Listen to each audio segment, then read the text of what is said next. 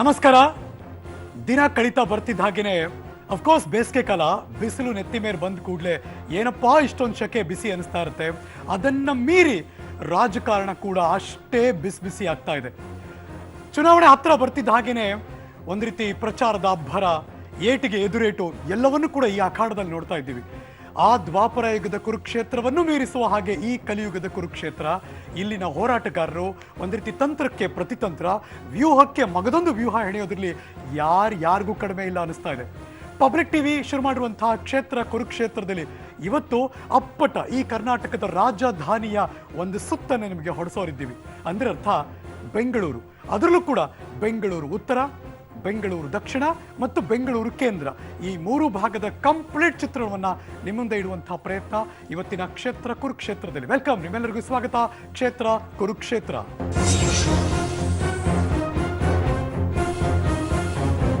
ಕ್ಷೇತ್ರ ಕುರುಕ್ಷೇತ್ರದಲ್ಲಿ ಇವತ್ತು 3 ಲೋಕಸಭಾ ಕ್ಷೇತ್ರ, ಅದು ಬೆಂಗಳೂರಿನಲ್ಲೇ ಇದೆ. ಒಂದ್ ಕಡೆ ಬೆಂಗಳೂರು ದಕ್ಷಿಣ, ಇನ್ನೊಂದು ಕಡೆ ಬೆಂಗಳೂರು ಕೇಂದ್ರ, ಮಗದೊಂದು ಕಡೆ ಬೆಂಗಳೂರು ಉತ್ತರ. ಕರ್ನಾಟಕದ ಯಾವ್ದಾರ ಮೂಲೆಯಲ್ಲಿ ಕೂತ್ಕೊಂಡು ಹೆಂಗಿದು ಲೆಕ್ಕಾಚಾರ ಅಂತ ಏನಾದರೂ ಯೋಚನೆ ಮಾಡ್ತಿದ್ರೆ ಸುಮ್ಮನೆ ನಿಮ್ಮ ಅಂಡರ್ಸ್ಟ್ಯಾಂಡಿಂಗ್ ಕೊಟ್ಬಿಡ್ತೀನಿ. ಬೆಂಗಳೂರು ಉತ್ತರ ಅಂದ ಕೂಡಲೇ ಬೆಂಗಳೂರಿನ ಏರ್ಪೋರ್ಟ್ ಇರೋ ಕಡೆ ಅಂದರೆ ದೇವನಹಳ್ಳಿ ಇರೋ ಕಡೆ ಅದನ್ನ ಬೆಂಗಳೂರು ಉತ್ತರ ಅಂತ ಅನ್ಕೋಬಹುದು. ಬೆಂಗಳೂರು ದಕ್ಷಿಣ ಅಂದರೆ ಈ ಕಡೆ ಕನಕಪುರದ ಭಾಗ, ಅಫ್ಕೋರ್ಸ್ ಆ ಬೊಮ್ಮನಹಳ್ಳಿ ಎಲೆಕ್ಟ್ರಾನಿಕ್ ಸಿಟಿ ತನಕ ಕೂಡ ಬೆಂಗಳೂರು ದಕ್ಷಿಣ ಅನ್ಬೋದು. ಇನ್ನು ಮಧ್ಯಭಾಗವನ್ನ ಬೆಂಗಳೂರು ಕೇಂದ್ರ ಅಂತ ಕೂಡ ಅರ್ಥೈಸಿಕೊಳ್ಳಬಹುದು. ಆ ಲೆಕ್ಕಾಚಾರದಲ್ಲಿ ಒಂದಷ್ಟು ಮಾಹಿತಿ ನಿಮ್ಮ ಗಮನಕ್ಕೆ ಕೊಡ್ತಾ ಅದರ ಇನ್ ಡೀಟೇಲ್ ಪರಿಚಯವನ್ನು ನಿಮಗೆ ಮಾಡ್ತಾ, ಜೊತೆಗೆ ಅಲ್ಲಿನ ಆಗು ಹೋಗುಗಳ ಬಗ್ಗೆ, ಕಳೆದ ಬಾರಿ 2014ರಲ್ಲಿ ಯಾವ್ಯಾವ ಥರ ಹೇಗೆಲ್ಲ ಇತ್ತು ಮತ್ತು ಇವಾಗ ಹೇಗಿದೆ ಎಲ್ಲವನ್ನು ಕೂಡ ನಿಮ್ಮ ಮುಂದೆ ಇಡುವಂಥ ಪ್ರಯತ್ನವನ್ನು ಮಾಡ್ತಿದ್ವಿ. ನನ್ನ ಜೊತೆ ಇರುವಂಥ ಅತಿಥಿ ಗಣ್ಯರು ನಿಮಗೆ ಪರಿಚಯ ಮಾಡ್ಕೊಡ್ತೀನಿ. To start from uh right, ನನ್ನ ಬಲಭಾಗದಿಂದ ಶುರು ಮಾಡ್ತಿದ್ದೀನಿ. ನನ್ನ ಕೊಲೀಗ್ ಪೊಲಿಟಿಕಲ್ ಬ್ಯೂರೋಯಿಂದ ಸ್ಪೆಷಲ್ ಕರೆಸ್ಪಾಂಡೆಂಟ್ ರವೀಶ್ ಕೂಡ ಜಾಯ್ನ್ ಆಗಿದ್ದಾರೆ. ರವೀಶ್ ನಮಸ್ಕಾರ, ಕಾರ್ಯಕ್ರಮಕ್ಕೆ ಸ್ವಾಗತ. ಅಫ್ಕೋರ್ಸ್ ಯಾಕೆ ವೈ ರವೀಶ್ ಅಂದ್ರೆ ಭಾರತೀಯ ಜನತಾ ಪಕ್ಷದ ಎಲ್ಲ ಆಯಾಮಗಳಿಗೂ ಇಂಟರ್ನಲ್ಲಿ ಪಬ್ಲಿಕ್ ಟಿವಿಯ ಒಳಗಡೆ ಅವರೊಂಥರ ಸ್ಪೋಕ್ಸ್ ಪರ್ಸನ್ ನಮಗೆ. ಸೊ ಹಾಗಾಗಿ ರವೀಶ್ ವೆಲ್ಕಮ್. ಇನ್ನು ಅವರ ಬಲಭಾಗದಲ್ಲಿ ನಾನು ಟು ಮೈ ರೈಟ್ ಅಂದ್ರೆ ಕಾಕತಾಳೀಯವಾಗಿ ಅವರು ಬಲಭಾಗದಲ್ಲೇ ಕೂತಿದ್ದಾರೆ ಭಾರತೀಯ ಜನತಾ ಪಕ್ಷದ ಮಾನ್ಯ ಶಾಸಕರಾದಂತಹ ಡಾಕ್ಟರ್ ಅಶ್ವಥ್ ನಾರಾಯಣ ಅವರು. ಸರ್ ನಮಸ್ಕಾರ, ಕಾರ್ಯಕ್ರಮಕ್ಕೆ ಸ್ವಾಗತ. ನನ್ನ ಜೊತೆ JDSನ ಮಾನ್ಯ ಮೇಲ್ಮನೆ ಸದಸ್ಯರಾದಂತಹ ಶ್ರೀ ಶರವಣ ಅವರು ಜಾಯ್ನ್ ಆಗಿದ್ದಾರೆ. ಶರವಣ ಸರ್ ನಮಸ್ಕಾರ, ಕಾರ್ಯಕ್ರಮಕ್ಕೆ ಸ್ವಾಗತ. ಅವರ ಎಡಭಾಗದಲ್ಲಿ ಕುಳಿತಿರೋರು AICCಯ spokesperson mister Brijesh Kalappa ನಮ್ಮ ಜೊತೆ ಜಾಯ್ನ್ ಆಗಿದ್ದಾರೆ. ಬ್ರಿಜೇಶ್ ಸರ್ ನಮಸ್ಕಾರ, ಕಾರ್ಯಕ್ರಮಕ್ಕೆ ಸ್ವಾಗತ. ಬಹಳ ಕುತೂಹಲ ಕೆರಳಿಸಿದ್ದು ಈ ಕೇಂದ್ರ ಬಿಂದು ಅಂದ್ರೆ ಈ ಲೋಕಸಭಾ ಕ್ಷೇತ್ರ ಒಂದಷ್ಟು ಆ ಪಕ್ಷದವರಿಗೆ ಒಂದು ಆಶ್ಚರ್ಯ ತಂದಿತ್ತು. ಗೊತ್ತಿಲ್ಲ ಈ ಬಾರಿ ಏನಾಗುತ್ತೆ ಅಂತ. ಕಳೆದ ಬಾರಿ ನಿಂತಿದ್ದವರು ಇಬ್ರು ಕೂಡ ಈ ಬಾರಿ ಬೇರೆದೇ ಚೇಂಜಸ್ಗಳು ಒಳಗಾಗಿದೆ. ಹಾಗಾಗಿ ಬೆಂಗಳೂರು ದಕ್ಷಿಣದಲ್ಲಿಗೆ ನಮ್ಮ ಪಯಣ. ಸೊ ಹಾಗಿದ್ರೆ ಬೆಂಗಳೂರು ದಕ್ಷಿಣದಲ್ಲಿ ಲೆಕ್ಕಾಚಾರಗಳು ಒಂದಷ್ಟು ನಿಮ್ಮ ಮುಂದೆ ಇಡ್ತಾ ಇದ್ದೀವಿ. ಒಟ್ಟು ಮತದಾರರು 22,15,738. ಪುರುಷ ಮತ್ತು ಮಹಿಳಾ ಮತದಾರರ ಪೈಕಿ ಪುರುಷರು ಒಂದಷ್ಟು ಜಾಸ್ತಿನೇ ಇದ್ದಾರೆ, 11,53,000 ಚಿಲ್ಲರೆ. ಮಹಿಳಾ ಮತದಾರರ ಪೈಕಿ 10,61,790. ಪಕ್ಕಾ ಎಕ್ಸಾಕ್ಟ್ ಆಗಿ ಅಂದೇ ಆದ್ರೂ ಕೂಡ ಪ್ಲಸ್ ಆರ್ ಮೈನಸ್ ಒಂದು 10,000 20,000 ಆ ರೇಂಜಲ್ಲಿ ಅಂತೂ ಇದ್ದೇ ಇರುತ್ತೆ. ಆ ಮಾಹಿತಿಯನ್ನು ನಿಮ್ಮ ಗಮನಕ್ಕೆ ಕೊಡ್ತಾ ಇದ್ದೀವಿ. ಬೆಂಗಳೂರು ದಕ್ಷಿಣ ಕ್ಷೇತ್ರದ ಒಟ್ಟು ಮತದಾರರ ಸಂಖ್ಯೆ 5 ಲಕ್ಷ ಜನ ಇದ್ದಾರೆ ಒಕ್ಕಲಿಗರು. ಇನ್ನು ಮುಸ್ಲಿಮರು 4 ಲಕ್ಷ ಜನ ಇದ್ದಾರೆ. ಬ್ರಾಹ್ಮಣರು 4 ಲಕ್ಷ ಜನ ಅಲ್ಲಿದ್ದಾರೆ. ಉತ್ತರ ಭಾರತೀಯರು 2 ಲಕ್ಷ ಅಂತ ಮೆನ್ಷನ್ ಮಾಡಿದ್ದು. ಕುರುಬರು 2 ಲಕ್ಷ ಇದ್ದಾರೆ. ಇನ್ನು SC 2 ಲಕ್ಷ. ಲಿಂಗಾಯತ ಮತದಾರರು 1.8 ಲಕ್ಷ ಮತದಾರರಿದ್ದಾರೆ. ಈ ಜಾತಿವಾರು ಲೆಕ್ಕಾಚಾರವನ್ನ ನಿಮ್ಮ ಗಮನಕ್ಕೂ ಕೂಡ ನಾವು ಕೊಟ್ಬಿಡ್ತೀವಿ. ಆ ಭಾಗದಲ್ಲಿ ಎಷ್ಟು ವಿಧಾನಸಭಾ ಕ್ಷೇತ್ರಗಳು ಮತ್ತು ಅದರಲ್ಲಿ ಯಾರ್ಯಾರು ಗೆದ್ದಿದ್ದಾರೆ ನಿಮ್ಮ ಗಮನಕ್ಕೆ ಕೊಡ್ತಾ ಇದ್ದೀವಿ. ಬಸವನಗುಡಿ ವಿಧಾನಸಭಾ ಕ್ಷೇತ್ರದಲ್ಲಿ ಭಾರತೀಯ ಜನತಾ ಪಕ್ಷ ಕಳೆದ ಬಾರಿ ಅಂದರೆ ಕಳೆದ ವರ್ಷ ರವಿ ಸುಬ್ರಹ್ಮಣ್ಯ, ಈ ಬಾರಿ ಅವರ ಅಣ್ಣನ ಮಗ ಕಂಟೆಸ್ಟ್ ಮಾಡ್ತಿರೋದು ಲೋಕಸಭಾ ಕ್ಷೇತ್ರಕ್ಕೆ. ಇನ್ನು ನಂಬರ್ 2 ಪದ್ಮನಾಭನಗರದ ವಿಧಾನಸಭಾ ಕ್ಷೇತ್ರದಿಂದ ಮಗದೊಬ್ಬ ಪವರ್ಫುಲ್ ಮ್ಯಾನ್ R ಅಶೋಕ್ ಭಾರತೀಯ ಜನತಾ ಪಕ್ಷದ ಶಾಸಕರಿದ್ದಾರೆ. ಬೊಮ್ಮನಹಳ್ಳಿಯಿಂದ ಒನ್ಸ್ ಅಗೇನ್ ಭಾರತೀಯ ಜನತಾ ಪಕ್ಷದ ಶಾಸಕರಿದ್ದಾರೆ ಸತೀಶ್ ರೆಡ್ಡಿ. ಚಿಕ್ಕಪೇಟೆಯಿಂದ ಒನ್ಸ್ ಅಗೇನ್ ಭಾರತೀಯ ಜನತಾ ಪಕ್ಷದಿಂದ ಉದಯ್ ಗರುಡಾಚಾರ್, ಅಫ್ಕೋರ್ಸ್ ಕಳೆದ ಬಾರಿ ವಿಧಾನಸಭಾ ಎಲೆಕ್ಷನ್ನಲ್ಲಿ ಗೆದ್ದವರು. ಗೋವಿಂದರಾಜನಗರ V ಸೋಮಣ್ಣ ಭಾರತೀಯ ಜನತಾ ಪಕ್ಷದ ಶಾಸಕರಾಗಿ ಅವರು ಗೆದ್ದವರು. ವಿಜಯನಗರ ವಿಧಾನಸಭಾ ಕ್ಷೇತ್ರ ಸನ್ಮಾನ್ಯ ಕೃಷ್ಣಪ್ಪನವರು ಕಾಂಗ್ರೆಸ್ನ ಶಾಸಕರು ಆ ಭಾಗದಲ್ಲಿ ಗೆದ್ದವರು ನಿಮ್ಮ ಮುಂದೆ ಇಡ್ತಾ ಇದ್ದೀವಿ. ಪ್ಲಸ್ ಜಯನಗರ ವಿಧಾನಸಭಾ ಕ್ಷೇತ್ರದಿಂದ ಸೌಮ್ಯ ರೆಡ್ಡಿ ಮತ್ತು BTM ಲೇಔಟ್ ವಿಧಾನಸಭಾ ಕ್ಷೇತ್ರದಿಂದ ಅವರ ತಂದೆಯವರು ಶ್ರೀ ರಾಮಲಿಂಗಾರೆಡ್ಡಿ. ಅಂದ್ರೆ ಅರ್ಥ ಒಟ್ಟು 8 ವಿಧಾನಸಭಾ ಕ್ಷೇತ್ರದಲ್ಲಿ 5 ಬಿಜೆಪಿ ಮತ್ತು 3 ಕಾಂಗ್ರೆಸ್. ಕಳೆದ ಬಾರಿ ಲೋಕಸಭಾ ಚುನಾವಣೆಗೂ ಇಲ್ಲಿಗೂ ಕಾಂಗ್ರೆಸ್ ವಿಧಾನಸಭೆಯಲ್ಲಿ ಒಳಗಡೆ 1 ಸೀಟಂತೂ ಮಿಸ್ ಮಾಡ್ಕೊಂಡಿದ್ರು ಅವರು. ಲೆಟ್ಸ್ ಸೇ ಹಾಗಾದ್ರೆ ಈ ಬಾರಿ ಯಾರ್ಯಾರು ಇದ್ದಾರೆ ಅಭ್ಯರ್ಥಿಗಳಾಗಿ. ವೆರಿ ಸರ್ಪ್ರೈಸಿಂಗ್ ಕ್ಯಾಂಡಿಡೇಟ್ ಈ ಬಾರಿ ಕೊನೆಯ ಹಂತದಲ್ಲಿ ಇನ್ನು 2-3 ದಿನ, 1 ದಿನ ಇದೆ ನಾಮಿನೇಷನ್ ಫೈಲ್ ಮಾಡಬೇಕು ಅಂದಾಗ ಕೇಳಿ ಬಂದಂತಹ ಹೆಸರು ಅದು ಶ್ರೀ ತೇಜಸ್ವಿ ಸೂರ್ಯ, ಭಾರತೀಯ ಜನತಾ ಪಕ್ಷದ ಅಭ್ಯರ್ಥಿಯಾಗಿ ಅಲ್ಲಿಗೆ ಎಂಟ್ರಿ ಕೊಟ್ಟಿದ್ದಾರೆ. ಕಾಂಗ್ರೆಸ್ನಲ್ಲೂ ಕೂಡ ಕಳೆದ ಬಾರಿ ಇದ್ದವರು ಅಫ್ಕೋರ್ಸ್ ಅವರೊಬ್ರು ಸರ್ಪ್ರೈಸಿಂಗ್ ಆಗಿ ಬಂದಿದ್ರು, ಅವರು ಕೂಡ ಡೆಲ್ಲಿಯಿಂದ. ಈ ಬಾರಿ ಅವರು ಕೂಡ ಇಲ್ಲ. ಈ ಬಾರಿ ಶ್ರೀ BK ಹರಿಪ್ರಸಾದ್ ಕಾಂಗ್ರೆಸ್ನ ಅಭ್ಯರ್ಥಿಯಾಗಿ ಇಲ್ಲಿ ಕಾಣಿಸ್ಕೊಳ್ತಿದ್ದಾರೆ. ಇದು ಬೆಂಗಳೂರು ದಕ್ಷಿಣ ಕ್ಷೇತ್ರದ ಕದನದಲ್ಲಿ ಈ ಬಾರಿ 2019 ಲೋಕಸಭಾ ಕ್ಷೇತ್ರದಲ್ಲಿ ಕಾಣಿಸ್ಕೊಂಡಿರುವಂತಹ ಇಬ್ಬರು ಅಭ್ಯರ್ಥಿಗಳು. ಲೆಟ್ಸಿ ಹಾಗಿದ್ರೆ ಈ ಎಲ್ಲ ಬೆಳವಣಿಗೆಗಳ ಬಗ್ಗೆ ಮತ್ತಷ್ಟು ಮಾಹಿತಿ ಜೊತೆಗೆ ಒಂದಷ್ಟು ಮಾತುಕತೆನ ಈಗ ಶುರು ಮಾಡ್ತಿದ್ದೀನಿ, ಪ್ಯಾನಲ್ ಓಪನ್ ಮಾಡ್ತಿದ್ದೀನಿ. ಲೆಟ್ಸಿ ಇದನ್ನ ಪಬ್ಲಿಕ್ ಟಿವಿಯ ಭಾಗವಾಗಿ ಅಲ್ಲದೆ ಇದ್ರು ಒಂದಷ್ಟು ಮಾಹಿತಿಗೆ ಅನಲೈಸ್ ಮಾಡ್ತಿರುವಂತ ರವೀಶ್ ಫಸ್ಟ್ ಕಮೆಂಟ್ ತಗೋತಾ ಇದ್ದೀನಿ. ಹೌ ಡು ಯು ಫೀಲ್ ಈ ಬಾರಿ ಬೆಂಗಳೂರು ದಕ್ಷಿಣವನ್ನ?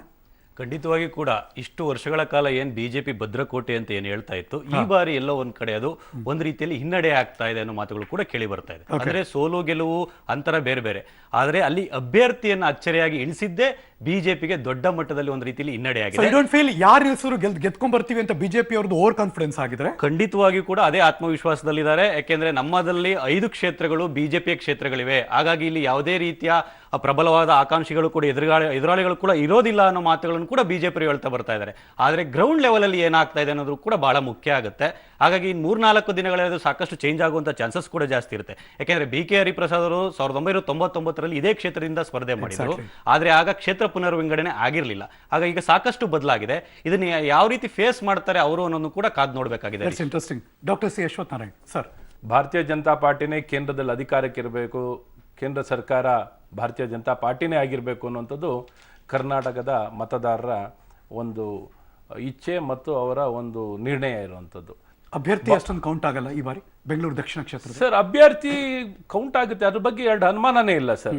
ಅಭ್ಯರ್ಥಿ ಇವತ್ತು ಎಲ್ಲ ಯುವಕರು ಮತ್ತು ಸಮಾಜದಲ್ಲಿ ಅಪೇಕ್ಷೆ ಇತ್ತು. ಯಾಕೆ ರಾಜಕೀಯ ಪಕ್ಷಗಳು ಯುವಕರಿಗೆ ಅವಕಾಶನೇ ಕೊಡಲ್ಲ? ಎಲ್ಲ ಒಂದು ಕಡೆ ಯುವಕರನ್ನ ಕಡೆಗಣಿಸುವಂಥದ್ದು ಆಗ್ತಾ ಇರ್ತದೆ. ನೀವು ಯಾವಾಗ್ಲೂ ಎಲ್ಲೋ ಒಂದು ಕಡೆ ಈ ನಿರ್ದಿಷ್ಟವಾಗಿ ಇಂಥ ಅಭ್ಯರ್ಥಿ ಬೇಕು, ಅಂಥ ಅಭ್ಯರ್ಥಿಗಳನ್ನೇ ಬೇಕು ಅನ್ನೋಂಥದ್ದು ಆಗ್ತಿರ್ತದೆ. ಎಲ್ಲೋ ಒಂದು ಯೂತ್ ವಾಯ್ಸನ್ನು, ಯುವಕರ ಒಂದು ಧ್ವನಿ ಕೇಳುವಂಥದ್ದು ಆಗಬೇಕು, ಅವ್ರಿಗೊಂದು ಆಪರ್ಚುನಿಟಿ ಕೊಡುವಂಥದ್ದಾಗಬೇಕು. ಈಗೆಲ್ಲ ಇನ್ನೊಂದು ಎಲ್ಲ ಹೆಚ್ಚಿನ ವಯಸ್ಸಾದವರು ಹಿರಿಯರೇ ಇರ್ತಾರೆ. ಇನ್ನೊಂದು ನೆಕ್ಸ್ಟ್ ಜನ್ರೇಷನ್ನಲ್ಲಿ ಆ ಸ್ಪೇಸ್ನ ಆಕ್ಯುಪೈ ಮಾಡಲಿಕ್ಕೆ, ಆ ಸ್ಪೇಸ್ನ ಕನೆಕ್ಟ್ ಮಾಡಲಿಕ್ಕೆ ಇವತ್ತು ನಾವು ಮಾತಾಡ್ತಾ ಇದ್ದೀವಿ. 65% ಜನಸಂಖ್ಯೆ 35 ವಯಸ್ಸಿನಕ್ಕಿಂತ ಕಮ್ಮಿ ಇರೋರು 65% ಜನ ಇದ್ದಾರೆ. ಅದೇ ನಿಮ್ಗೆ ಪ್ಲಸ್ ಆಗಿದೆ. ಒಬ್ಬ ಯುವ ನಾಯಕನನ್ನ ಕರ್ಕೊಂಡ್ಬಂದು ಬಿಜೆಪಿ ನಿಲ್ಲಿಸಿದ್ದೇ ಪ್ಲಸ್ ಆಗಿದೆ. ಹಾಗಾದ್ರೆ ತೇಜಸ್ವಿನಿ ಅನಂತಕುಮಾರ್ ಅವರು ಖಂಡಿತ ಅದ್ರ ಬಗ್ಗೆ ಡಿಸ್ಪ್ಯೂಟ್ ಏನು ಮಾಡಿಲ್ಲ. ಅವರ ಅರ್ಹತೆ ಬಗ್ಗೆ ನಾವೇನು ಪ್ರಶ್ನೆ ಮಾಡ್ತಿಲ್ಲ ಸರ್. ಆದರೆ ಇನ್ನೊಬ್ರಿಗೆ ಆಪರ್ಚುನಿಟಿ ಕೊಡೋದನ್ನ ಇನ್ನೊಬ್ರಿಗೆ ಅದು ಕಂಪೇರ್ ಮಾಡೋಂಥದ್ದು ಏನಿಲ್ಲ. ಹಾಗಂತ ಅವ್ರು ಕಮ್ಮಿ ಮತ್ತು ಇನ್ನೊಬ್ರು ಜಾಸ್ತಿ ಅಂತಲ್ಲ ಸರ್. ಅದು ಆ ವಿಚಾರ ಭಾರತೀಯ ಜನತಾ ಪಕ್ಷದ ಬೇರೆ ನಾಯಕರಲ್ಲಿ ಅಸಮಾಧಾನ ಇಲ್ವಾ ಸರ್? ಅಸಮಾಧಾನ ಇಲ್ಲ ಅಂತ ಹೇಳಕ್ ಹೋದ್ರೆ ತಪ್ಪಾಗುತ್ತೆ ಸರ್. ಯಾವಾಗ್ಲೂ ಚುನಾವಣೆ ಮುಂಚೆ ಯಾರು ಅಭ್ಯರ್ಥಿ ಆಗ್ಬೇಕು ಅನ್ನೋಂಥದ್ದು ಅಪೇಕ್ಷೆ ಇದ್ದೇ ಇರ್ತದೆ. ಪಕ್ಷ ಅಂತ ಬಂದಾದ್ಮೇಲೆ, ಪಕ್ಷದ ಅಭ್ಯರ್ಥಿ ನಿರ್ಣಯ ಆದ್ಮೇಲೆ ನೀವು ಯಾವ ಅಭ್ಯರ್ಥಿ ಬೇಕು ಅಂತ ಕೇಳೋದ್ರಲ್ಲಿ ನಿಮ್ಮ ಸಮಿತಿ ಮೀಟಿಂಗ್ ನಲ್ಲಿ ಇನ್ನೊಂದರಲ್ಲಿ ನಿಮ್ಮ ಸ್ವಾತಂತ್ರ್ಯ ಇದೆ. ಇನ್ಕ್ಲೂಡಿಂಗ್ ಬಿಜೆಪಿ ರಾಜ್ಯಾಧ್ಯಕ್ಷರು, ಆ ಭಾಗದ ಎಲ್ಲ ನಾಯಕರು ಯಾರ ಅಪೇಕ್ಷೆಯೂ ಇಲ್ಲದೆ ಯಾರೋ ಹೆಸರು ಸಡನ್ ಆಗಿ ಯಾವುದೋ ಒಂದು ಆಸೆ ಬಂದ್ಬಿಡುತ್ತೆ, ಇನ್ನೊಬ್ರು ಯಾರೋ ಓವರ್ ನೈಟ್ ಅಲ್ಲಿ ಹೆಸರು ಬಂದ್ಬಿಡುತ್ತೆ. ವಯಸ್ಸು ಡೋಂಟ್ ಯು ಫೀಲ್ ಅದೆಲ್ಲೋ ಒಂದ್ ಕಡೆ ದೊಡ್ಡ ಮಟ್ಟದಲ್ಲಿ ಹಿನ್ನಡೆ ಆಗ್ತಿದೆ? ಖಂಡಿತ ಇಲ್ಲ ಸರ್. ನಾನು ಹೇಳಿದ್ನಲ್ಲ, ನಿರ್ಣಯ ಆಗೋ ಮುಂಚೆ ಈ ವಿಚಾರಗಳು ಬರ್ತದೆ. ಒಂದ್ಸಲಿ ನಿರ್ಣಯ ಆದಮೇಲೆ ಸ್ವತಃ ತೇಜಸ್ವಿನಿ ಮೇಡಮ್ ಅವರೇ ಇವತ್ತು ಪ್ರಚಾರಕ್ಕೆ ಬಂದು ಅವರೇ ಮುಂದೆ ನಿಂತು ಅವರು ನಮ್ಮ ಪಕ್ಷ, ನಾನು ಏನೇ ಇದ್ರು ನನ್ನ ಪಕ್ಷದ ಕರ್ತವ್ಯ, ನನ್ನ ಪಕ್ಷಕ್ಕೆ ಅಧಿಕಾರಕ್ಕೆ ತರುವಂಥದ್ದು ನನ್ನ ಕರ್ತವ್ಯ, ನಾನು ಅದನ್ನು ಮಾಡ್ತೀನಿ ಅನ್ನೋಂಥದ್ದನ್ನ ಆತ್ಮವಿಶ್ವಾಸ ಇದೆ. ಅದನ್ನ ನಿಮ್ಮ ನಿರ್ಣಯಗಳನ್ನ ಜನ ಅಕ್ಸೆಪ್ಟ್ ಮಾಡ್ತಾರೆ ಆ ಭಾಗದಲ್ಲಿ ಸರ್? ಖಂಡಿತ ಸರ್. ಜನ ನಿರ್ಣಯ ಏನಿದೆ, ಮತ್ತೊಮ್ಮೆ ನರೇಂದ್ರ ಮೋದಿ ಅವರು ಪ್ರಧಾನಮಂತ್ರಿ ಆಗಬೇಕು, ಮತ್ತೊಮ್ಮೆ ಭಾರತೀಯ ಜನತಾ ಪಾರ್ಟಿ ಅಧಿಕಾರಕ್ಕೆ ಬರಬೇಕು, ಮಾಡಿರುವಂತ ಒಂದು ಒಳ್ಳೆ ಕೆಲಸ ಇನ್ನ ಮುಂದುವರಿಬೇಕು. ಬ್ರಿಜೇಶ್ ಕಳಪನವ್ರು ಏನ್ ಹೇಳ್ತಾರೆ ಅಂತ, ಇದುವರೆಗೂ ಕೂಡ ಕಾಂಗ್ರೆಸ್ ಪ್ರಾರಂಭದ ದಿನದ ಬಿಟ್ರೆ ಅದಾದ್ಮೇಲೆ ಹೆಗಡೆ ಅವರು ಬಂದ್ರು, ಅದಾದ್ಮೇಲೆ ಶಾಮಣ್ಣ ಅವರು ಬಂದ್ರು, ಜನತಾ ಪರಿವಾರ ಬಂದ್ಮೇಲೆ ಮತ್ತೆ ಬಿಜೆಪಿ ಬಂದ್ಮೇಲೆ ನೀವು ಒಳಗೆ ನುಗ್ಗೋಕ್ ಸಾಧ್ಯ ಆಗ್ಲಿಲ್ಲ. ಈ ಬಾರಿ BK ಹರಿಪ್ರಸಾದ್ ಅನ್ನುವ ಕಂಟೆಸ್ಟೆಂಟ್ ಅಲ್ಲಿ ಬಂದ ಮೇಲೆ, ಅಪೋಸಿಷನ್ ನೋಡಿದ ಮೇಲೆ ಈ ಬಾರಿ ಕಾನ್ಫಿಡೆಂಟ್ ಅಲ್ಲಿ ಇದ್ದೀರಾ ನೀವು? ಈ ಸತಿ ಮಾತ್ರ ಕಾಂಗ್ರೆಸ್ ಪಕ್ಷಕ್ಕೆ ಇಲ್ಲಿ 100% ಚಾನ್ಸ್ ಇದೆ. ಯಾಕೆಂತ ಹೇಳಿದ್ರೆ ಅವ್ರು ಸರಿಸಮಾನರಾದವರು, ಅಂದ್ರೆ ಈಕ್ವಲೆಂಟ್ ಸ್ಟೇಟಸ್ ಹರಿಪ್ರಸಾದ್ ಅವ್ರಿಗಿದೆ. ಯಾಕೆಂದ್ರೆ ನ್ಯಾಷನಲ್ ಜನರಲ್ ಸೆಕ್ರೆಟರಿ ಇದ್ದವರು 12 ವರ್ಷ ಅವರು ನ್ಯಾಷನಲ್ ಜನರಲ್ ಸೆಕ್ರೆಟರಿ ಆಗಿದ್ದವರು, ಬೇರೆ ಬೇರೆ ರಾಜ್ಯಗಳಲ್ಲಿ ಕೆಲಸ ಮಾಡಿದ್ರು. ಅನಂತಕುಮಾರ್ ಅವ್ರ ಜೊತೆ ಒಳ್ಳೆ ಸಂಬಂಧ ಇಟ್ಟಿದ್ರು, ಬೇರೆ ಬೇರೆ ವಿಚಾರದಲ್ಲಿ ಅವ್ರು ಕೆಲಸ ಮಾಡಿದ್ರು ಜೊತೆಗೆ. ಸೊ ಆ ಕಾರಣದಿಂದ ಈ ಸತಿ ಇರುವಂತ ಒಳ್ಳೆ ಚಾನ್ಸ್ ಕಾಂಗ್ರೆಸ್ ಪಕ್ಷಕ್ಕೆ ಬೇರೆ ಯಾವತ್ತಿಗೂ ಬರಲ್ಲ. ಆಮೇಲೆ ಈ ಸತಿ ನನ್ಗಂತೂ ನಂಬಿಕೆ ಇದೆ ಬೆಂಗಳೂರು ದಕ್ಷಿಣ ಈ ಸತಿ ಕಾಂಗ್ರೆಸ್ ಸಿಗುತ್ತೆ. ಏನಕ್ಕಂದ್ರೆ ಬಟ್ ಲೆಟ್ಸ್ ಸಿ ಇದುವರೆಗೂ ಕೂಡ ಬೆಂಗಳೂರು ದಕ್ಷಿಣ ಭಾಗದ ಕಾಂಗ್ರೆಸ್ ಅಭ್ಯರ್ಥಿಗಳನ್ನ ಇತಿಹಾಸವನ್ನು ಸುಮ್ಮಕ್ಕೆ ಅದಕ್ಕೆ ನೋಡಿದಾಗ ಯಾರು ಕಂಪ್ಲೀಟ್ ಆಗಿ ಪರ್ಮನೆಂಟ್ ಆಗಿ ಅಲ್ಲೇ ಇದಾರಪ್ಪ ಇವರು, ಅಲ್ಲೇ ಕಂಟೆಸ್ಟ್ ಮಾಡ್ತಿದ್ದಾರೆ. ಹೆಚ್ಚು ಬೆಂಗಳೂರು ದಕ್ಷಿಣದಲ್ಲಿ ಅದನ್ನ ನಾವು ನೋಡಿದೀವಿ ತುಂಬಾ ಈ ಎಲೆಕ್ಷನ್ ತುಂಬಾ ದಕ್ಷಿಣದಲ್ಲಿ ಹರಿಪ್ರಸಾದ್ ಮೊದಲು ಕಂಟೆಸ್ಟ್ ಮಾಡಿದ್ರು. ಎಕ್ಸಾಕ್ಟ್ಲಿ. ಅದಾದ್ಮೇಲೆ ಮತ್ತೆ ಅವ್ರು ಕಾಣಕ್ ಸಿಗೋದಿಲ್ಲ. ಬೇರೆಯವ್ರು ಲಾಸ್ಟ್ ಟೈಮ್ ನಂದನಿ ನೀಲಕಣಿ ಬಂದ್ರು, ಅದು ಲಾಸ್ಟ್ ಟೈಮ್ ಕೃಷ್ಣ ಬೈರೇಗೌಡರು ಬಂದ್ರು, ಹಿಂಗೆ ಬೇರೆಯವ್ರು ಬರ್ತಾರೆ ಹೊರತು ಪರ್ಮನೆಂಟ್ ಅಂತೂ ಯಾರೊಬ್ರು ಇಲ್ಲ. ಅದೇ ದೊಡ್ಡ ಹಿನ್ನಡೆ ಕಾಂಗ್ರೆಸ್ಗೆ ಅಂತ ಅನಿಸ್ತಾ ಇದೆ. Welcome back to you sir. Please Sharavana. ಸನ್ಮಾನ್ಯ ಅನಂತಕುಮಾರ್ ಅವರ ಧರ್ಮಪತ್ನಿ ಶ್ರೀಮತಿ ತೇಜಸ್ವಿನಿ ಅವರು ಬಹುಶಃ ಅವರ ಒಂದು ಯಶಸ್ಸಿನ ಜೊತೆಯಲ್ಲಿ ಬೆಳೆದಿರತಕ್ಕಂಥವ್ರು ತೇಜಸ್ವಿನಿ ಅವರು ಇಷ್ಟೆಲ್ಲ ಕೆಲಸ ಮಾಡ್ಬೇಕಾದ್ರೆ ಅನಂತಕುಮಾರ್ ಅವರು ತೇಜಸ್ವಿನಿ ಅವರು ಮೂಲ ಕಾರಣ. ಅವರ ಸಕ್ಸಸ್ಫುಲ್ ಲೈಫ್ಗೆ ಇವರು ಕೂಡ ಕಾರಣ ಅಂತ ಹೇಳಲೇಬೇಕಾಗತ್ತೆ. ಆಮೇಲೆ ಚೇತನ್ ಅಂತ ಅವರು ಒಂದು ಸಂಸ್ಥೆನ ಇಟ್ಕೊಂಡು, ಅದಮ್ಯ ಚೇತನ ಸಂಸ್ಥೆನ ಇಟ್ಕೊಂಡು ಎಲ್ಲ ಕಡೆ ಅವರು ಒಂಥರ ಅನ್ನಪೂರ್ಣಿ. ಅವರು ಅನ್ನವನ್ನು ಎಲ್ಲ ಬಡವರಿಗೆ ಎಲ್ಲ ಸ್ಕೂಲ್ಗಳಿಗೆಲ್ಲ ಕಳಿಸ್ಕೊಟ್ಟು ಒಳ್ಳೆ ಕೆಲಸ ಮಾಡ್ತಾರೆ. ಹಸಿರು ಇರ್ಬೋದು, ಆ ಗಿಡ ನೆಡೋ ಕಾರ್ಯಕ್ರಮ ಇರ್ಬೋದು, ಬಹಳಷ್ಟು ಜನಪರವಾದಂಥ ಕಾರ್ಯಕ್ರಮಗಳನ್ನ ನಾನು ನೋಡಿದ್ದೀನಿ ಅದೇ ಭಾಗದಲ್ಲಿ ಇರೋದ್ರಿಂದ. ಬಹುಶಃ ಅವ್ರಿಗೆ ಯಾವತ್ತಕ್ಕೋಸ್ಕರ ಟಿಕೆಟ್ ಅನ್ನು ತಪ್ಪಿಸಿದ್ರು ಅನ್ನೋದ್ ಬಗ್ಗೆ ನಮ್ಗೆ ಈಗಲೂ ಅನುಮಾನ ಇದೆ. ಯಾಕಂದ್ರೆ ಅವರಂತ ಒಂದು ನಿಮಗೂ ಅವ್ರ ಟಿಕೆಟ್ ಸಿಗ್ಬೇಕಾಗಿತ್ತು ಅಂತ. ಹೌದು, ಖಂಡಿತ. ಯಾಕಂದ್ರೆ ಪರಂಪರೆ ಏನಂದ್ರೆ ಬಹುಶಃ ಇವತ್ತು ಇಂಥ ಒಂದು ವ್ಯಕ್ತಿಗೆ ಟಿಕೆಟ್ ಅನ್ನು ತಪ್ಪಿಸಿ ಹೆಣ್ಣುಮಗಳದು ಕೂಡ ವಿಶೇಷವಾಗಿ ಮಂಡ್ಯದಲ್ಲಿ ಸುಮಲತಾ ಅವರಿಗೆ ಬೇಷರತ್ತು ಬೆಂಬಲವನ್ನ ವ್ಯಕ್ತಪಡಿಸ್ತೀರಿ, ಅದು ಸ್ವತಂತ್ರ ಅಭ್ಯರ್ಥಿಗೆ. ನಿಮ್ಮ ಕ್ಯಾಂಡಿಡೇಟ್ನ ಆಗ್ತಾ ಇಲ್ಲ. ಇಲ್ಲಿ ಒಂದ್ ಕಡೆ ದಕ್ಷಿಣದಲ್ಲಿ ಯಾವ ಮಹಿಳೆಗೆ ಕೊಡಬೇಕು ಅರ್ಹತೆ ಇದೆಯೋ ಅವ್ರಿಗೆ ಟಿಕೆಟ್ ಅನ್ನು ತಪ್ಪಿಸ್ತೀರಿ. ಇದು ಒಂಥರ ಷಡ್ಯಂತ್ರ ಅಲ್ವಾ? ಇದು ಬಿಜೆಪಿ ಎಲ್ಲ ಏನಾಗಿದೆ? ಬಿಜೆಪಿ ಅವರು ಯುವ ನಾಯಕನನ್ನ ಕರ್ಕೊಂಡ್ಬಂದು ಬೆಂಗಳೂರು ದಕ್ಷಿಣಕ್ಕೆ ನಿಲ್ಲಿಸ್ತೀವಿ ಅಂತ ಅವ್ರು ಹೇಳ್ತಿದ್ದಾರೆ. ಮಂಡ್ಯ ಲೋಕಸಭಾ ಕ್ಷೇತ್ರದಲ್ಲಿ ಜೆಡಿಎಸ್ನವರು ಮಗದೊಬ್ಬ ನಮ್ಮ ಯುವ ನಾಯಕ ಇದ್ದಾನೆ, ಇಲ್ಲಿ ನಾವು ನಿಲ್ಲಿಸ್ತೀವಿ ಅಂತ ನೀವು ಹೇಳ್ತಿದ್ದೀರಿ. ಇಲ್ಲೊಂದು ಲಾಜಿಕ್ ಇರೋಕೆ ಸಾಧ್ಯ ಇಲ್ವಲ್ಲ. ನಿಮ್ಮ ಪಕ್ಷದವರು ಯುವ ನಾಯಕ, ಅವ್ರ ಪಕ್ಷದವರು ಯುವ ನಾಯಕ. ಆದರೆ ಒಂದಂತೂ ನಿಜ, ಬೆಂಗಳೂರು ದಕ್ಷಿಣ ಅಂದರೆ ಬರೀ ಬಸವನಗುಡಿ ಮಾತ್ರ ಅಲ್ವಲ್ಲ, ಸಾಂಸ್ಕೃತಿಕ ಪರಂಪರೆ ನಿಜ. ಆದರೆ ವಲಸಿಗರಲ್ಲಿ ಇರುವುದರಿಂದ ಎಲ್ಲರನ್ನೂ ವಿಶ್ವಾಸಕ್ಕೆ ತೆಗೆದುಕೊಳ್ಳಬೇಕಾದಂಥ ಅನಿವಾರ್ಯತೆ ಅಂತೂ ಇದ್ದೇ ಇರುತ್ತೆ.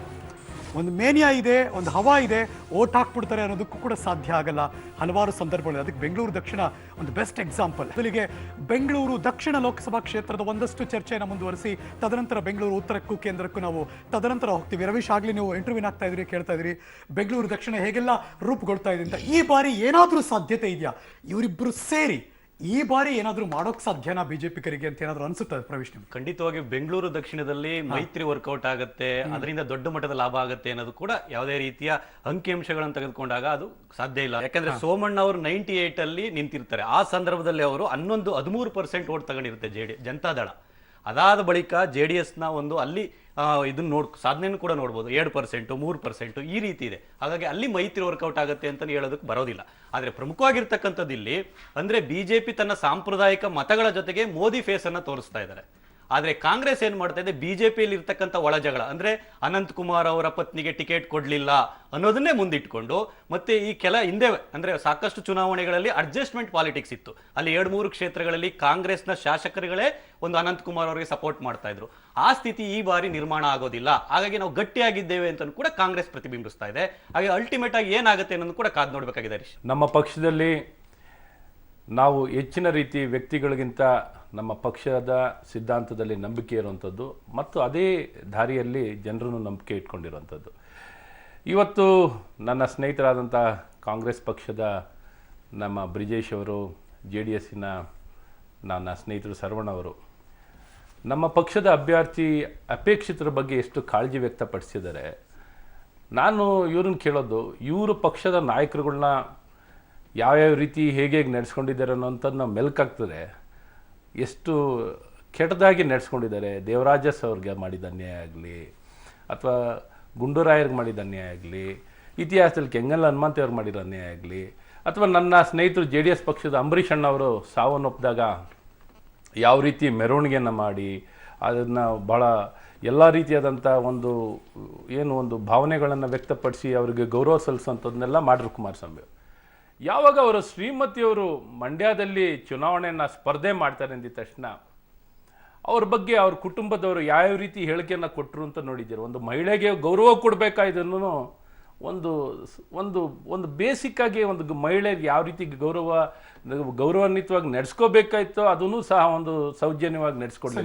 ಇವರು ಅವ್ರಿಗೆ ಆ ನೈತಿಕತೆ ಇಲ್ಲ ಮಾತಾಡೋಕೆ ಅಂತ ಅನ್ನೋದು. ಖಂಡಿತ ಇವ್ರು ಯಾರಿಗೂ ಯಾವ ನೈತಿಕತೆ ಇಲ್ಲ. ಸರ್, ಬೆಂಗಳೂರು ದಕ್ಷಿಣ ಜನ ನೋಡ್ತಿದ್ರೆ ಸ್ಟ್ರೈಟ್ ಕ್ವಶನ್ ಸ್ಟ್ರೈಟ್ ಆನ್ಸರ್ ಬೇಕು ಸರ್. ಯಾಕೆ ಈ ಬಾರಿ ತೇಜಸ್ವಿ ಸೂರ್ಯನ ಎಲೆಕ್ಟ್ ಮಾಡಬೇಕು ಸರ್? ಖಂಡಿತ ಅದ್ಭುತವಾಗಿ ನೋಡಿ ಸರ್, ಅವರು ಯಾವುದೇ ವಿಚಾರದಲ್ಲಾಗ್ಲಿ ಎಲ್ಲ ವಿಚಾರದಲ್ಲೂ ಆರ್ಟಿಕ್ಯುಲೇಟ್ ಮಾಡೋದಂಥದ್ರಲ್ಲಾಗ್ಲಿ ಎಲ್ಲ ವಿಚಾರಗಳನ್ನ ಬಹಳ ಸ್ಪಷ್ಟತೆಯಿಂದ ಮಾತಾಡ್ತಿದ್ದಾರೆ. ಯುವಕರ ಒಂದು ಪ್ರಾತಿನಿಧ್ಯದ ಬಗ್ಗೆ ಆಗಲಿ, ಅಭಿವೃದ್ಧಿ ವಿಚಾರದಲ್ಲಾಗಲಿ, ವಿಶ್ವ ಮಾನ್ಯತೆನಲ್ಲಾಗಲಿ, ದೇಶದ ಸೆಕ್ಯೂರಿಟಿ ವಿಚಾರದಲ್ಲಾಗಲಿ, ಒಂದು ಒಳ್ಳೆ ಪಾರ್ಲಿಮೆಂಟೇರಿಯನ್ ಆಗಕ್ಕೆ ಏನು ಯೋಗ್ಯತೆ ಇದೆಯಲ್ಲ, ಅರ್ಹತೆ ಇದೆಯೋ ಅವೆಲ್ಲವೂ ತೇಜಸ್ವಿ ಸೂರ್ಯ ಮಾತೆ ಬಂಡವಾಳನ ಅಂತ. ಮಾತೆ ಅಲ್ಲ ಸರ್, ಮಾತಲ್ಲ ಸರ್. ಇವತ್ತು ನಾನು ಕೇಳೋದು ವಿಶ್ವ ಅಂತಾರಾಷ್ಟ್ರೀಯ ಮಟ್ಟದಲ್ಲಿ ಬೇರೆ ಬೇರೆ ದೇಶಗಳಲ್ಲಿ ಏನೊಂದು ಬೇರೆ ಬೇರೆ ಒಂದು ಇಂಟರ್ನ್ಯಾಷನಲ್ ಮೀಟ್ಸ್ನಲ್ಲೆಲ್ಲ ಹೋಗಿ ಭಾಗವಹಿಸಿರೋದಾಗ್ಲಿ, ಅಥವಾ UN ಬಾಡಿನಲ್ಲಿ ಹೋಗಿ ಪ್ರತಿನಿಧಿಸಿರೋದಾಗ್ಲಿ, ಅಥವಾ ನಾನು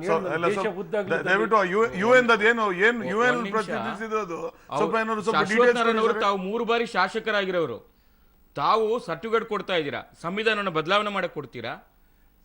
ಮಹಿಳೆಯರಿಗೆ 33% ಮೀಸಲಾತಿ ಕೊಡುವುದನ್ನ ವಿರೋಧ ಮಾಡಿರತಕ್ಕಂಥವ್ರ ಬಗ್ಗೆ ನೀವು ಅಪ್ರಿಶಿಯೇಟ್ ಮಾಡ್ತೀರಾ? ಒಬ್ಬ ಕನ್ನಡಿಗನಾಗಿ ನಮ್ಮ ಮೆಟ್ರೋ ಹೆಸರನ್ನ ಕನ್ನಡದಲ್ಲಿ ಇಡಬಾರ್ದು ಅಂತ ಹೇಳಿ ತನ್ನ ಫೇಸ್ಬುಕ್ ಅಲ್ಲಿ ಬರ್ಕೊಂಡಿರೋ ಬಗ್ಗೆ ತಾವು ಅಪ್ರಿಶಿಯೇಟ್ ಮಾಡ್ತೀರಾ? ಹೇಳಿ. ಅಲ್ಲಲ್ಲ, ಈಗ ನಿಮಗೆ ಅವಕಾಶ ಸಿಗುತ್ತೆ, ಏನಿಲ್ಲ. ಈಗ ನಿಮಗೆ ಅವಕಾಶ ಸಿಗುತ್ತೆ, ಕೇಳ್ತಾ ಇರತಕ್ಕಂಥದ್ದು ಈ ವಿಚಾರಗಳನ್ನ ವಿರೋಧ ಮಾಡೋರಿಗೆ ನೀವು ಸಪೋರ್ಟ್ ಮಾಡ್ತೀರಾ? ನೀವು 3 ಬಾರಿ ಶಾಸಕರಾಗಿರೋರು, ನಿಮ್ ಬಗ್ಗೆ ಗೌರವ ಇದೆ, ನೀವು ಯಾವ ಇದರಲ್ಲಿ ಸಮರ್ಥನೆ ಮಾಡ್ಕೋತೀರಾ ಹೇಳಿ? ಯಾರೊಬ್ಬ ಕಂಟೆಸ್ಟೆಂಟ್ ಬಂದಾಗ ಆ ತರ ನಮ್ಮ ಮೆಟ್ರೋ ಅಂತ ಇಡಬಾರ್ದು ಅನ್ನೋ ಯಾರೊಬ್ಬ ಕೇಳಿದ್ರೆ ರೈಟ್ ಕ್ವಶನ್ ಅದು. ಅಲ್ಲ, ಯಾಕೆ ಕೇಳೋದು ನಮ್ಗೆ ಅರ್ಥ ಆಗಿಲ್ಲ. ಹಿಂದಿ ಒಳಗನ್ನೇ ಹಾಕ್ಬಿಡ್ತೀರಾ ಸರ್? ಏನು ಅವ್ರು ಹೇಳಿರೋಂಥದ್ದು, ನಾವು ಬೇರೆ ಯಾರೇ ಪಕ್ಷದವ್ರು ಏನೇ ನಂಬಿಕೆ ಇಲ್ದರು, ಇವತ್ತು ಜನತಾ ಪಕ್ಷದವರು ಕನ್ನಡ ಶಾಲೆನಲ್ಲಿ ಇಂಗ್ಲೀಷ್ ಮೀಡಿಯಂ ಥರ ಕೊಟ್ಟಿರೋರು ಇವತ್ತು ಕನ್ನಡ ಭಾಷೆ ಬಗ್ಗೆ ಇನ್ನೊಂದ್ರ ಬಗ್ಗೆ ಮಾತಾಡೋದು ಬದಲು ಅವರು ಕನ್ನಡ ಶಾಲೆಯನ್ನು ಹೇಗೆ ಅಭಿವೃದ್ಧಿ ಮಾಡಬೇಕು ಅನ್ನೋಂಥದ್ದು ಆಡಳಿತದಲ್ಲಿದ್ದು ಇವ್ರ ಕೈನಲ್ಲಿ ಅಸಹಾಯಕರಾಗಿದ್ದಾರೆ. ಕನ್ನಡ ಭಾಷೆಯಲ್ಲೇ ನಾವು ಕಲಿಸ್ತೀವಿ, ಕನ್ನಡನೇ ಜೀರ್ಣೋದ್ಧಾರ ಮಾಡ್ತೀನಿ ಅಂತ ವಿಶ್ವಾಸ ಇಲ್ಲದಂಥ ಇಂಥ ಸರ್ಕಾರ ಇವತ್ತು ಕನ್ನಡ ಭಾಷೆ ಬಗ್ಗೆ ಇವರು ಯಾವೊಂದು ನೈತಿಕತೆ ಇಟ್ಟು ಮಾತಾಡ್ತಿದ್ದಾರೆ ಸರ್? ಇವರು ಏನೊಂದು ಲೋಕಲ್ ಭಾಷೆ, ಸ್ಥಳೀಯ ಭಾಷೆಯನ್ನ ಉಳಿಸಿ ಬೆಳೆಸೋದ್ರಲ್ಲಿ ಕೆಲಸ ಮಾಡುವಂಥದ್ದು ಏನಾದ್ರು ಇದ್ರೆ ನಮ್ಮ ಸಂಸ್ಕೃತಿ, ಇಂಟಿಗ್ರೇಷನ್, ಅನ್ಯಾಯ ಮಾಡಿರತಕ್ಕಂಥ ಕನ್ನಡಿಗರ ಬಗ್ಗೆ ಯಾವತ್ತೂ ಕೂಡ ಧ್ವನಿ ಎತ್ತಿಲ್ಲ. ಉತ್ತರದಲ್ಲಿ ಯಾವತ್ತೂ ಕೂಡ ನೋಡಿ, ರೈಲ್ವೆ ಇಲಾಖೆ ಇರ್ಬೋದು, ಬೇರೆ ಬೇರೆ ಯಾವುದೇ ಇಲಾಖೆಯಲ್ಲಿ ನೇಮಕಾತಿ ಬಂದಾಗ ಇಲ್ಲಿರತಕ್ಕಂಥ ರಾಜ್ಯದ ಬಗ್ಗೆ ಯಾವತ್ತೂ ನೀವು ಮಾತಾಡಿಲ್ಲ.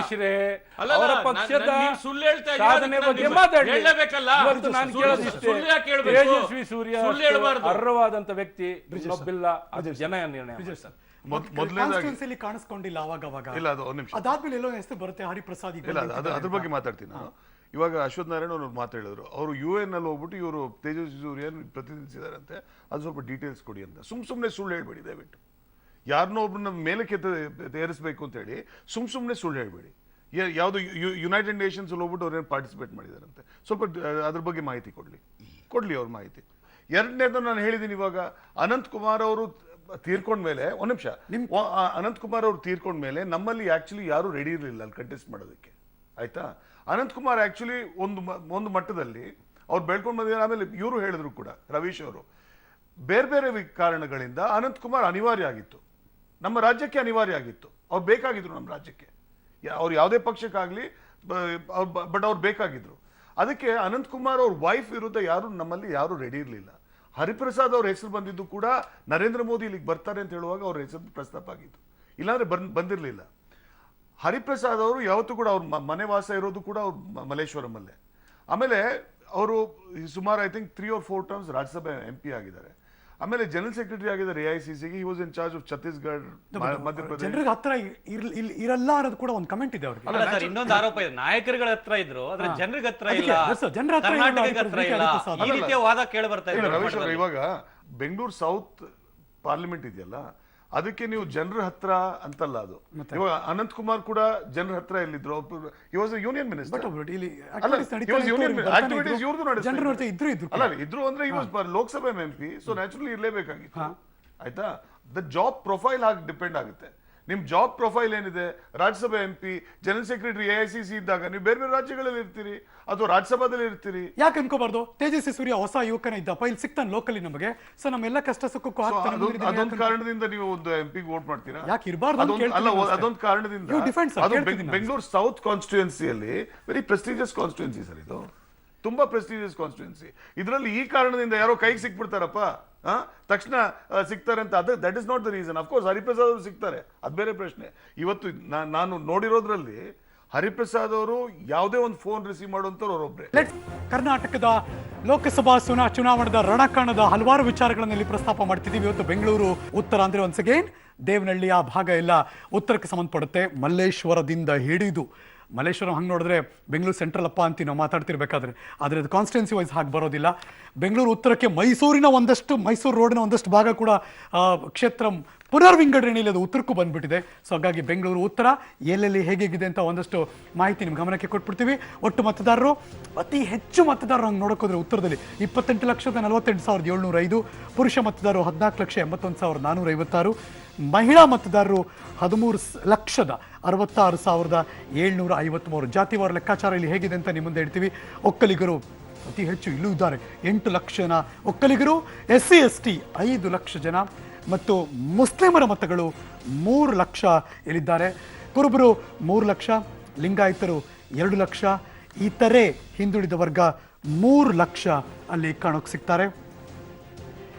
ಅಲ್ಲಿರುವಂತಹ ವಿಧಾನಸಭಾ ಕ್ಷೇತ್ರದಲ್ಲಿ ಯಾರ್ಯಾರು ಗೆದ್ದಿದ್ದಾರೆ? ಬ್ಯಾಟರಾಯನಪುರ ಶ್ರೀ ಕೃಷ್ಣ ಬೈರೇಗೌಡರು ಅಫ್ಕೋರ್ಸ್ ಈ ಬಾರಿ ಅವರು ಕಂಟೆಸ್ಟ್ ಮಾಡ್ತಿದ್ದಾರೆ ಲೋಕಸಭಾ ಎಲೆಕ್ಷನ್ಗೆ.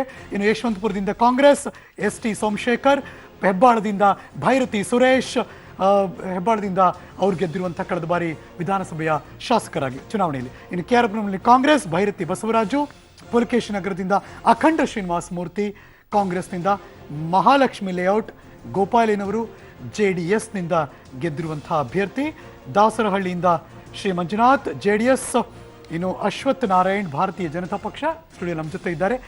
ಆ ಕಡೆ ಲೋಕಸಭಾ ಕ್ಷೇತ್ರದ ಗಮನಿಸಿದ್ರೆ ಏಕೈಕ ಅಲ್ಲಿರುವಂಥ MLA ಅಂದರೆ ಶ್ರೀ ಅಶ್ವಥ್ ನಾರಾಯಣ್ ಅವರು. ಅಫ್ಕೋರ್ಸ್ ಕಾಂಗ್ರೆಸ್ 5 ಜನ ಶಾಸಕರಲ್ಲಿದ್ದಾರೆ, 2 JDSನವರಿದ್ದಾರೆ. ಶೇಕಡವಾರು ಕಳೆದ ಲೋಕಸಭಾ ಚುನಾವಣೆಯಲ್ಲಿ ಗೆದ್ದಿರುವಂಥ ಮತಗಳ ಬಗ್ಗೆ ನೋಡೋದಾದರೆ DV ಸದಾನಂದ ಗೌಡರು ಭಾರತೀಯ ಜನತಾ ಪಕ್ಷದಿಂದ 7,18,000 ಚಿಲ್ಲರೆ ಅಂದರೆ ಶೇಕಡ 52.91. C ನಾರಾಯಣಸ್ವಾಮಿ ಕಾಂಗ್ರೆಸ್ನ C ನಾರಾಯಣಸ್ವಾಮಿ ಅವರು ಕೂಡ, ತದನಂತರ JDSನ ಅಬ್ದುಲ್ ಅಜೀಮ್ ಅಲ್ಲಿ ಕಂಟೆಸ್ಟ್ ಮಾಡಿದ್ರು ಕಳೆದ ಬಾರಿ 92,000 ಮತಗಳನ್ನು ಪಡ್ಕೊಂಡು ಗೆದ್ದ ಅಭ್ಯರ್ಥಿ. ನಮ್ಮೆಲ್ಲರಿಗೂ ಗೊತ್ತಿರೋ ಹಾಗೆ DV ಸದಾನಂದ ಗೌಡರು ಭಾರತೀಯ ಜನತಾ ಪಕ್ಷದಿಂದ ಗೆಲುವಿನ ಅಂತರ ಹ್ಯೂಜ್ 2.25 ಲಕ್ಷಕ್ಕೂ ಮೀರಿ ಅಲ್ಲಿ ಭಾರತೀಯ ಜನತಾ ಪಕ್ಷ ಗೆಲುವನ್ನು ಸಾಧಿಸಿತು. ಈ ಬಾರಿಯೂ ಕೂಡ ಭಾರತೀಯ ಜನತಾ ಪಕ್ಷದಿಂದ ಸನ್ಮಾನ್ಯ DV ಸದಾನಂದ ಗೌಡರು ಕಂಟೆಸ್ಟ್ ಮಾಡ್ತಿದ್ದಾರೆ. ತದನಂತರದಲ್ಲಿ ಕಾಂಗ್ರೆಸ್ನಿಂದ ಈ ಬಾರಿ ಶ್ರೀ ಕೃಷ್ಣ ಬೈರೇಗೌಡರು. So let start. Shri Sharavana ಅವರಿಂದನೇ ಶುರು ಮಾಡ್ತಿದ್ದೀನಿ ನಾನು.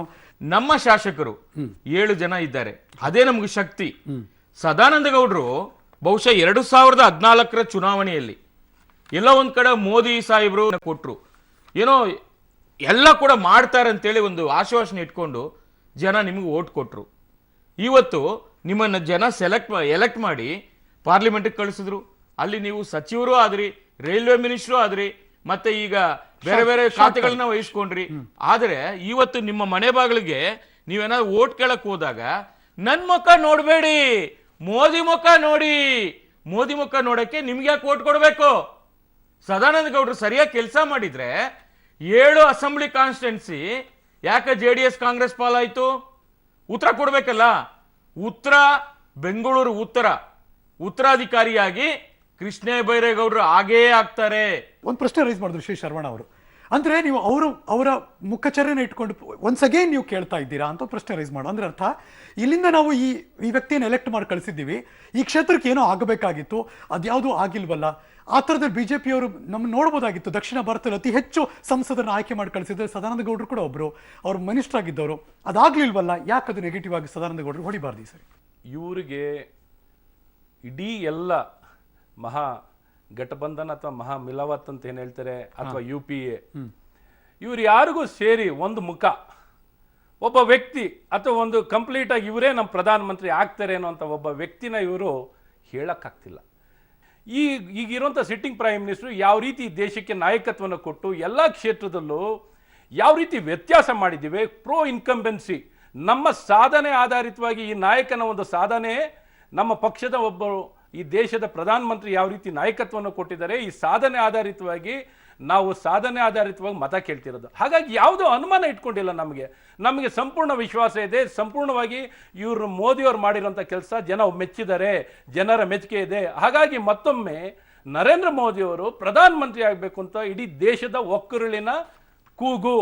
ಮೋದಿಯ ಯಾವ ಒಂದು ಅಲೆ ಇತ್ತು 2014ರಲ್ಲಿ, ಅದು ಸುಮಾರು ಒಂದು 50% ಕಮ್ಮಿ ಆಗೋಗ್ಬಿಟ್ಟಿದೆ ಇವಾಗ.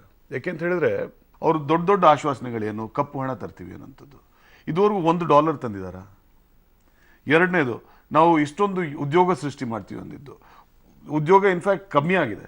ಸೊ ಮೋದಿ ಸಾಹೇಬ್ರದ್ದು ಯಾವ ಒಂದು ಅಲೆ ಅಂತ ಹೇಳ್ತಾರೆ, ಅದು ಆ್ಯಕ್ಚುಲಿ ಏನೂ ಇಲ್ಲ. ಸೊ ಇವತ್ತು ಏನಾಗಿದೆ, ನಮ್ಮ ಸದಾನಂದ ಗೌಡ್ರ ಬಗ್ಗೆ ಮಾತಾಡಬೇಕು ಅಂತ ಹೇಳಿದ್ರೆ, ಮೋದಿ ಅವ್ರಿಗೆ ಇವ್ರ ಬಗ್ಗೆ ವಿಶ್ವಾಸ ಇದೆಯಾ ಅನ್ನೋಂಥದ್ದು ಪ್ರಶ್ನೆ ಬರುತ್ತೆ. ಯಾಕೆ ನಾನು ಹೇಳ್ತೀನಿ. ಮೊದಲನೇದಾಗಿ ಅವ್ರಿಗೆ ರೈಲ್ವೆ ಮಿನಿಸ್ಟರ್ ಮಾಡ್ತಾರೆ, ನೆಕ್ಸ್ಟ್ ಲಾ ಮಿನಿಸ್ಟರ್ ಮಾಡ್ತಾರೆ, ನೆಕ್ಸ್ಟ್ ಯಾವುದೋ ಸ್ಟ್ಯಾಟಿಸ್ಟಿಕ್ಸ್ ಬಂದು ಕೂರಿಸ್ತಾರೆ. ಅಂದರೆ first very important ministry, next ಸ್ವಲ್ಪ ಅದಕ್ಕಿಂತ ಕಮ್ಮಿ. ಇವಾಗ ಏನು ಕೆಲಸಕ್ಕೆ ಬಾರದ ಮಿನಿಸ್ಟ್ರಿಯಲ್ಲಿ ಕೂರಿಸ್ಬಿಟ್ಟಿದ್ದಾರೆ ಅವ್ರನ್ನ ಸ್ಟ್ಯಾಟಿಸ್ಟಿಕ್ಸ್ ಅಲ್ಲಿ. ಸೊ ರಸಗೊಬ್ಬರ ಮತ್ತೆ ಕೊಟ್ರಿ ಇವ್ರು ಅನಂತಕುಮಾರ್ ತೀರ್ಕೊಂಡ್ಮೇಲೆ. ಸೊ ಅವ್ರಿಗೆ ಇವ್ರ ಬಗ್ಗೆ ವಿಶ್ವಾಸ ಇಲ್ಲ. ಅದ್ರೂ ಅದ್ಭುತವಾದ ಕೆಲಸ ಮಾಡ್ಬೋದು ಸರ್. ಅಲ್ಲ, ಮಾಡ್ಬೋದು, ಬಟ್ ಮಾಡ್ಲಿಲ್ಲ ಅಂತ ಆಯ್ತಲ್ಲ. ಅವ್ರಿಗೆ ಯಾವ ಒಂದು ಖಾತೆ ಕೊಟ್ಟಿದ್ರು ಅದ್ರಲ್ಲಿ ಯಾವ್ದ್ರಲ್ಲೂ ಮಾಡ್ಲಿಲ್ಲ, ಯಾವ್ದ್ರಲ್ಲೂ ವಿಫಲರಾಗಿದ್ದಾರೆ, ಎಲ್ಲದರಲ್ಲೂ ವಿಫಲರಾಗಿದ್ದಾರೆ. ಆ ಕಾರಣದಿಂದ ಇಲ್ಲಿ ಬಂದು ಕೂರಿಸಿದ್ದಾರೆ. ಕಾಂಗ್ರೆಸ್ ಮತ್ತೆ ಬಿಜೆಪಿ ಇಬ್ಬರು ಅಭ್ಯರ್ಥಿಗಳು ಕೂಡ ಒಂದು ರೀತಿಯಲ್ಲಿ ಎಡ್ಜಲ್ ಕೂತಿದ್ದಾರೆ ಅಂತ ಕೂಡ ಹೇಳ್ಬೋದಾಗಿದೆ. ಯಾಕೆಂದ್ರೆ ಕೃಷ್ಣ ಬೈರೇಗೌಡರು ಕಡೆ ಕ್ಷಣದಲ್ಲಿ, ಅಂದ್ರೆ ಕಡೆ ಆಟದಲ್ಲಿ ಅವರು ಅಭ್ಯರ್ಥಿ ಆಗಿರ್ತಕ್ಕಂಥ, ಸ್ವತಃ ಇವತ್ತಿನವರೆಗೂ ಹೇಳ್ತಾರೆ ನಂಗೆ ರಾಷ್ಟ್ರ ರಾಜಕಾರಣ ಇಷ್ಟ ಇಲ್ಲ, ರಾಜ್ಯ ರಾಜಕಾರಣವೇ ಇಷ್ಟ, ಏನೋ ಒಂದು ರೀತಿಯಲ್ಲಿ ಅನಿವಾರ್ಯವಾಗಿ ನಾನು ಬಂದೆ ಅನ್ನೋ ಮಾತುಗಳನ್ನು ಕೂಡ ಕೃಷ್ಣ ಬೈರೇಗೌಡರು ಹೇಳ್ತಾ ಇದ್ದಾರೆ. ಹಾಗಾಗಿ ಅವರಲ್ಲೂ ಕೂಡ ಕ್ಲಾರಿಟಿ ಇಲ್ಲ, ನಾನು ಸ್ಟೇಟ್ ಅಲ್ಲಿ ಇರಬೇಕು ಸೆಂಟ್ರಲ್ ಇರಬೇಕು ಅಂತ. ಮತ್ತೊಂದು ಕಡೆ ಬಿಜೆಪಿಯಲ್ಲೂ ಕೂಡ ಅಂದ್ರೆ ಎಷ್ಟು ಬಾರಿ ಮೋದಿ ಮೋದಿ ಮೋದಿ ಅಂತ ಅವರ ಹೆಸರನ್ನೇ ತಂದು ನಗರ ಮತದಾರರ ಹತ್ರ ನಿಲ್ಲೋದಕ್ಕೆ ಸಾಧ್ಯ ಅನ್ನೋ ಮಾತುಗಳು ಕೂಡ ಕೇಳಿ ಬರ್ತಾ ಇದೆ. ಯಾಕೆಂದ್ರೆ ಎಲ್ಲಾ ಕಡೆಗಳಲ್ಲೂ ಕೂಡ ಅಂದ್ರೆ ಸಿಟಿ ಬೇಸ್ಡ್ ವೋಟರ್ಸ್ ಎಲ್ಲೆಲ್ಲಿದ್ದಾರೆ ಎಲ್ಲಾ ಕಡೆಗಳಲ್ಲೂ ಮೋದಿ ಅವರನ್ನ ಪ್ರೊಜೆಕ್ಟ್ ಮಾಡ್ತಾ ಇದ್ದಾರೆ. ನಮ್ಮ ಬೆಂಗಳೂರು ಉತ್ತರದಲ್ಲಿ ನಮ್ಮ ಅಭ್ಯರ್ಥಿ ಬಗ್ಗೆ ಯಾವುದೇ ಒಂದು ಕಳಂಕ ಇಲ್ಲ. ಅವರು ಮಾಜಿ ಮುಖ್ಯಮಂತ್ರಿಗಳಾಗಿ ನಾನು ಕೇಳ್ತೀನಿ, ಕೇಂದ್ರ ಸಚಿವರ ಒಬ್ಬ ಕ್ಯಾಬಿನೆಟ್ ಸಚಿವರಾದಾಗ ಈ ಮಿನಿಸ್ಟ್ರಿ ಚೆನ್ನಾಗಿದೆ ಆ ಮಿನಿಸ್ಟ್ರಿ ಚೆನ್ನಾಗಿದೆ ಅನ್ನೋದಲ್ಲ, ಒಬ್ಬರು ಕೇಂದ್ರ ಸಚಿವರಾಗಿರುವಂಥದ್ದು, ಒಬ್ಬ ಕ್ಯಾಬಿನೆಟ್ ಸಚಿವರಾಗಿರುವಂಥದ್ದು ಬಹಳ ಮುಖ್ಯವಾದಂಥ ವಿಚಾರ. ನನಗೆ ಗೊತ್ತಿಲ್ಲ ಎಲ್ಲಿಂದ ಬ್ರಿಜೇಶ್ ಅವರು ಇಂಪಾರ್ಟೆಂಟ್ ಮಿನಿಸ್ಟ್ರಿ ಅನ್ಇಂಪಾರ್ಟೆಂಟ್ ಮಿನಿಸ್ಟ್ರಿ ಅಂತ ಯಾವುದು ನನಗೂ ಗೊತ್ತಿಲ್ಲ. ಒಬ್ಬನಿಗೆ ಅವಕಾಶ ಕೊಡುವಂಥದ್ದು, ಹಾಗಾಗಿ ಯಾವ ಕ್ಷೇತ್ರ ಇಂಪಾರ್ಟೆಂಟ್ ಇಲ್ಲ ಅನ್ನೋದನ್ನ ಹೇಳೋದನ್ನ ಮಾಡಬಾರ್ದು. ಕೇಂದ್ರದಲ್ಲಿ ಇವತ್ತು ಆಗ್ತಿರೋಂಥ ಒಳ್ಳೊಳ್ಳೆ ಕೆಲಸಗಳು, ಇವತ್ತು ನೀವು ಯಾವುದೇ ರೀತಿ ಕಂಪ್ಯಾರಿಸನ್, ಇವರು ಉದ್ಯೋಗದ ಬಗ್ಗೆ ಮಾತಾಡ್ತಿದ್ದಾರೆ. ನೀವು ಉದ್ಯೋಗದ ಬಗ್ಗೆ ನೀವು ಮಾತಾಡೋದಾದರೆ ನೀವು ಎಂಪ್ಲಾಯ್ಮೆಂಟ್ ಏನು ಪ್ರಾವಿಡೆಂಟ್ ಫಂಡ್ ಇದರಲ್ಲಿ 1 ಕೋಟಿ ರಿಜಿಸ್ಟ್ರೇಷನ್ ಹೆಚ್ಚಾಗಿದೆ. ಅದ್ರ ಜೊತೆನಲ್ಲಿ ನೀವು ನೋಡಿದಾಗ ಡಬಲ್, ಇವತ್ತು ರಸ್ತೆ ಅಭಿವೃದ್ಧಿನಲ್ಲಿ ಡಬಲ್ ಆಗಿದೆ, ತ್ರಿಬಲ್ ಆಗಿದೆ. Bank transaction has increase by 3 times. ಮತ್ತು ಇವತ್ತು railway development 2 to 3 times increase ಆಗಿರುವಂಥದ್ದು. ಮತ್ತು ಎಲ್ಲರ ಹೌಸಿಂಗ್ನಲ್ಲಿ ಸೆಕ್ಟರ್ನಲ್ಲಿ ತಗೊಳ್ಳಿ, ಎಲ್ಲ ಸೆಕ್ಟರ್ನಲ್ಲೂ ಸಂಪೂರ್ಣವಾಗಿ ಅದ್ಭುತವಾದಂಥ ಏನೊಂದು ಪ್ರಗತಿಯನ್ನು ನಾವು ನೋಡ್ತಾ ಇದ್ದೀವಿ. ಮತ್ತು ವಾತಾವರಣನೂ ಇವತ್ತು ಸ್ಟಾರ್ಟ್ಅಪ್ ಇಂಡಿಯಾ ಆಗಲಿ, ಸ್ಟ್ಯಾಂಡ್ ಅಪ್ ಇಂಡಿಯಾ ಆಗಲಿ, ಎಲ್ಲ ವಿಚಾರದಲ್ಲೂ ಈ ವಾತಾವರಣ ಪೂರಕವಾಗಿದೆ. ಮತ್ತೆ ರಿಫಾರ್ಮ್ಸ್ ಏನು ತಂದಿದ್ದಾರೆ, ಇವತ್ತು 5 ವರ್ಷದಲ್ಲಿ ರಿಫಾರ್ಮ್ಸ್ ಏನು ತಂದಿದ್ದಾರೆ, ಕಳೆದ ಕಾಂಗ್ರೆಸ್ 55-60 ವರ್ಷದಲ್ಲಿ ಏನು ಕೆಲಸ ಮಾಡೋಕ್ಕಾಗಿಲ್ಲ ಅಂಥವನ್ನ ಕೇವಲ 5 ವರ್ಷದಲ್ಲಿ ಸುಧಾರಣೆಗಳನ್ನ ತಂದಿರೋದು ಕ್ರಾಂತಿಕಾರಿಯಾದಂಥ ಬದಲಾವಣೆ. ಇಡೀ ವಿಶ್ವ ಕ್ರಾಂತಿಕಾರಿ ಬೆಳವಣಿಗೆ ಭಾರತೀಯ ಜನತಾ ಪಕ್ಷಕ್ಕೆ ಅಡ್ವಾಂಟೇಜ್ ಆಗುತ್ತಾ ಅಂತ ನಾವು ಕೂಡ ಕಾದು ನೋಡೋಣ. ಬೆಂಗಳೂರು ದಕ್ಷಿಣ, ಬೆಂಗಳೂರು ಉತ್ತರ ಮೊದಲೆಲ್ಲ ಇದ್ದದ್ದು ಇವೆರಡೇ ಕಾನ್ಸ್ಟಿಟ್ಯೂನ್ಸಿ. ಹಂಗೆ ನೋಡಕ್ ಹೋದ್ರೆ ತದನಂತರದಲ್ಲಿ ಬಂದದ್ದು 2008 ಆದ್ಮೇಲೆ ಕ್ಷೇತ್ರ ಪುನರ್ ವಿಂಗಡಣೆಯಲ್ಲಿ ಬಂದದ್ದು ಬೆಂಗಳೂರು ಕೇಂದ್ರ ಅಂತ. ಆ ಕೇಂದ್ರ ಎಷ್ಟು ಮಟ್ಟಿಗೆ ಈಗ ಸೆಂಟರ್ ಆಫ್ ಅಟ್ರಾಕ್ಷನ್ ಆಗಿದೆ, ಅಲ್ಲಿ ಯಾರು ಏನೇನು ನಡೀತಾ ಇದೆ, ಆ ಲಾಜಿಕ್ ನಿಮ್ಮ ಮುಂದೆ ಇಡ್ತೀವಿ. Welcome back. ಇದು ಕ್ಷೇತ್ರ ಕುರುಕ್ಷೇತ್ರ. ಬೆಂಗಳೂರು ದಕ್ಷಿಣ, ಬೆಂಗಳೂರು ಉತ್ತರ ಆದಮೇಲೆ ಈಗ ಬೆಂಗಳೂರು ಕೇಂದ್ರ. ಮಗದೊಮ್ಮೆ ಅವರಿಬ್ಬರ ನಡುವಿನ ಒಂದು ರೀತಿ ಕದನ ಈ ಬಾರಿಯೂ ಕೂಡ ನೋಡೋಕೆ ಸಿಕ್ಕಿದೆ ಬೆಂಗಳೂರು ಕೇಂದ್ರದಲ್ಲಿ ಅಂತ ಅನಿಸ್ತಾ ಇದೆ. 2008 ಆದಮೇಲೆ ಕ್ಷೇತ್ರದ ಪುನರ್ ವಿಂಗಡಣೆ ನಂತರದಲ್ಲಿ ಉದಯವಾದಂಥ ಲೋಕಸಭಾ ಕ್ಷೇತ್ರ ಅಂತ ಹೇಳಿದ್ರೆ ಅದು ಬೆಂಗಳೂರು ಕೇಂದ್ರ. ಹಾಗಾದರೆ ಬೆಂಗಳೂರು ಕೇಂದ್ರದ ಚಿತ್ರಣ ಹೇಗಿದೆ ಅಂತ ಒಮ್ಮೆ ನಿಮ್ಮ ಮುಂದೆ ತೋರಿಸ್ಬಿಡ್ತೀವಿ ನಾವು. ಒಟ್ಟು ಮತದಾರರು ಬೆಂಗಳೂರು ಕೇಂದ್ರ ಲೋಕಸಭಾ ಕ್ಷೇತ್ರದಲ್ಲಿರುವಂತಹ ಮತದಾರರ ಸಂಖ್ಯೆ ಸರಿಸುಮಾರು 22,04,000 ಮಂದಿ ಅಲ್ಲಿ ವೋಟ್ ಮಾಡೋದಕ್ಕೆ ಈ ಬಾರಿ ಪಡೆದಿದ್ದಾರೆ. ಬೆಂಗಳೂರು ಸೆಂಟ್ರಲ್ ಕ್ಷೇತ್ರದ ಒಟ್ಟು ಮತದಾರರು, ಬೆಂಗಳೂರು ಉತ್ತರನೇ ಹಂಗೆ ನೋಡಕ್ಕೆ ಹೋದ್ರೆ ಅತಿ ಹೆಚ್ಚು ಮತದಾರರು ಇರೋದು. ಇನ್ನು ಅದರಲ್ಲಿ ಪುರುಷರ ಮತದಾರರು 11,45,974, ಮಹಿಳಾ ಮತದಾರರು 10,52,369 ಜನ ಇದ್ದಾರೆ. ಇನ್ನು ಆ ಭಾಗದಲ್ಲಿ ಜಾತಿವಾರ ಲೆಕ್ಕಾಚಾರ ಹೇಗಿದೆ ಅಂತ ನೋಡೋಣ. ಸೊ ತಮಿಳರು ಅತಿ ಹೆಚ್ಚು 5 ಲಕ್ಷ ಜನ ಮತದಾರರಿದ್ದಾರೆ. ಮುಸ್ಲಿಮರು 3 ಲಕ್ಷ ಮತದಾರ ಇದ್ದಾರೆ. ಉತ್ತರ ಭಾರತೀಯರು 2.5 ಲಕ್ಷ ಮತದಾರರಿದ್ದಾರೆ. ಇನ್ನು ಕ್ರಿಶ್ಚಿಯನ್ 2 ಲಕ್ಷ ಮತದಾರರಿದ್ದಾರೆ. ಮೇವಾರರು 1.5 ಲಕ್ಷ. ಈ ಥರದ ಕರ್ನಾಟಕದ ಯಾವ ಲೋಕಸಭಾ ಕ್ಷೇತ್ರಕ್ಕೆ ಹೋದ್ರೂ ಸಿಗಲ್ಲ ಈ ಥರದ ಕಾಸ್ಟ್ ಕಾಂಬಿನೇಷನ್ಗಳು ಒಂದು ಲೋಕಸಭಾ ಕ್ಷೇತ್ರದಲ್ಲಿ. SC 3 ಲಕ್ಷ ಜನ, ಲಿಂಗಾಯತರು 1 ಲಕ್ಷ ಜನ, ಒಕ್ಕಲಿಗರು 1.5 ಮತ್ತು ಇತರೆ 3 ಲಕ್ಷ ಜನ ಅಲ್ಲಿ ಮತದಾರರಿದ್ದಾರೆ. ಒಂದು ರೀತಿ ಕಾಸ್ಮೋಪೊಲಿಟನ್ ನೇಚರನ್ನು ಇಲ್ಲಿ ಗಮನಿಸ್ಬೋದು ಅನ್ಸುತ್ತೆ. ಸಿವಿಕ್ ಮೆಂಟಾಲಿಟಿಯ ಜನಗಳನ್ನ ಈ ಭಾಗದಲ್ಲಿ ಗಮನಿಸಬಹುದು ಅನ್ಸುತ್ತೆ. ಆ ಭಾಗದಲ್ಲಿರುವಂತಹ ವಿಧಾನಸಭಾ ಕ್ಷೇತ್ರ ಅಲ್ಲಿ ಗೆದ್ದವರು ಕಳೆದ ಬಾರಿ ಕರ್ನಾಟಕದ ವಿಧಾನಸಭಾ ಕ್ಷೇತ್ರ ರಿಸಲ್ಟ್ ಹೇಳ್ತಾ ಇದೆ. ಶಿವಾಜಿನಗರ ಕಾಂಗ್ರೆಸ್ನ ರೋಷನ್ ಬೇಗ್ ಅಲ್ಲಿ ಗೆದ್ದವರು. ಗಾಂಧಿನಗರದಿಂದ ಶ್ರೀ ದಿನೇಶ್ ಗುಂಡೂರಾವ್ ಕಾಂಗ್ರೆಸ್ನ ಶಾಸಕರಾದವರು. ಶಾಂತಿನಗರದಿಂದ ಶ್ರೀ ಹ್ಯಾರಿಸ್ ಕಾಂಗ್ರೆಸ್ನ ಅಭ್ಯರ್ಥಿ ಗೆದ್ದವರು. ಇನ್ನು ಚಾಮರಾಜಪೇಟೆಯಿಂದ ಕಾಂಗ್ರೆಸ್ನ ಜಮೀರ್ ಅಹಮದ್ ಅಲ್ಲಿ ಗೆದ್ದವರು. ಸರ್ವಜ್ಞ ನಗರದಿಂದ KJ ಜಾರ್ಜ್ ಕಾಂಗ್ರೆಸ್ನ ಅಭ್ಯರ್ಥಿ ಗೆದ್ದವರು. ರಾಜಾಜಿನಗರದಿಂದ ಸುರೇಶ್ ಕುಮಾರ್ ಬಿಜೆಪಿ ಅಭ್ಯರ್ಥಿಯಾಗಿ ಅಲ್ಲಿ ಗೆದ್ದವರು. ಅಫ್ಕೋರ್ಸ್ 5 ಜನ ಕಾಂಗ್ರೆಸ್, 3 ಜನ ಬಿಜೆಪಿ, ಇನ್ನಿಬ್ಬರು ಯಾರು ಬಿಜೆಪಿ ಅವರು ಅಂದ್ರೆ ಅರವಿಂದ ಲಿಂಬಾವಳಿ, ಮಹದೇವಪುರ ಕ್ಷೇತ್ರ. CV ರಾಮನ್ ನಗರದಿಂದ ಶ್ರೀ ರಘು ಭಾರತೀಯ ಜನತಾ ಪಕ್ಷದ ಅಭ್ಯರ್ಥಿಯಾಗಿ ನಿಂತವರು ಮತ್ತು ಗೆದ್ದವರು.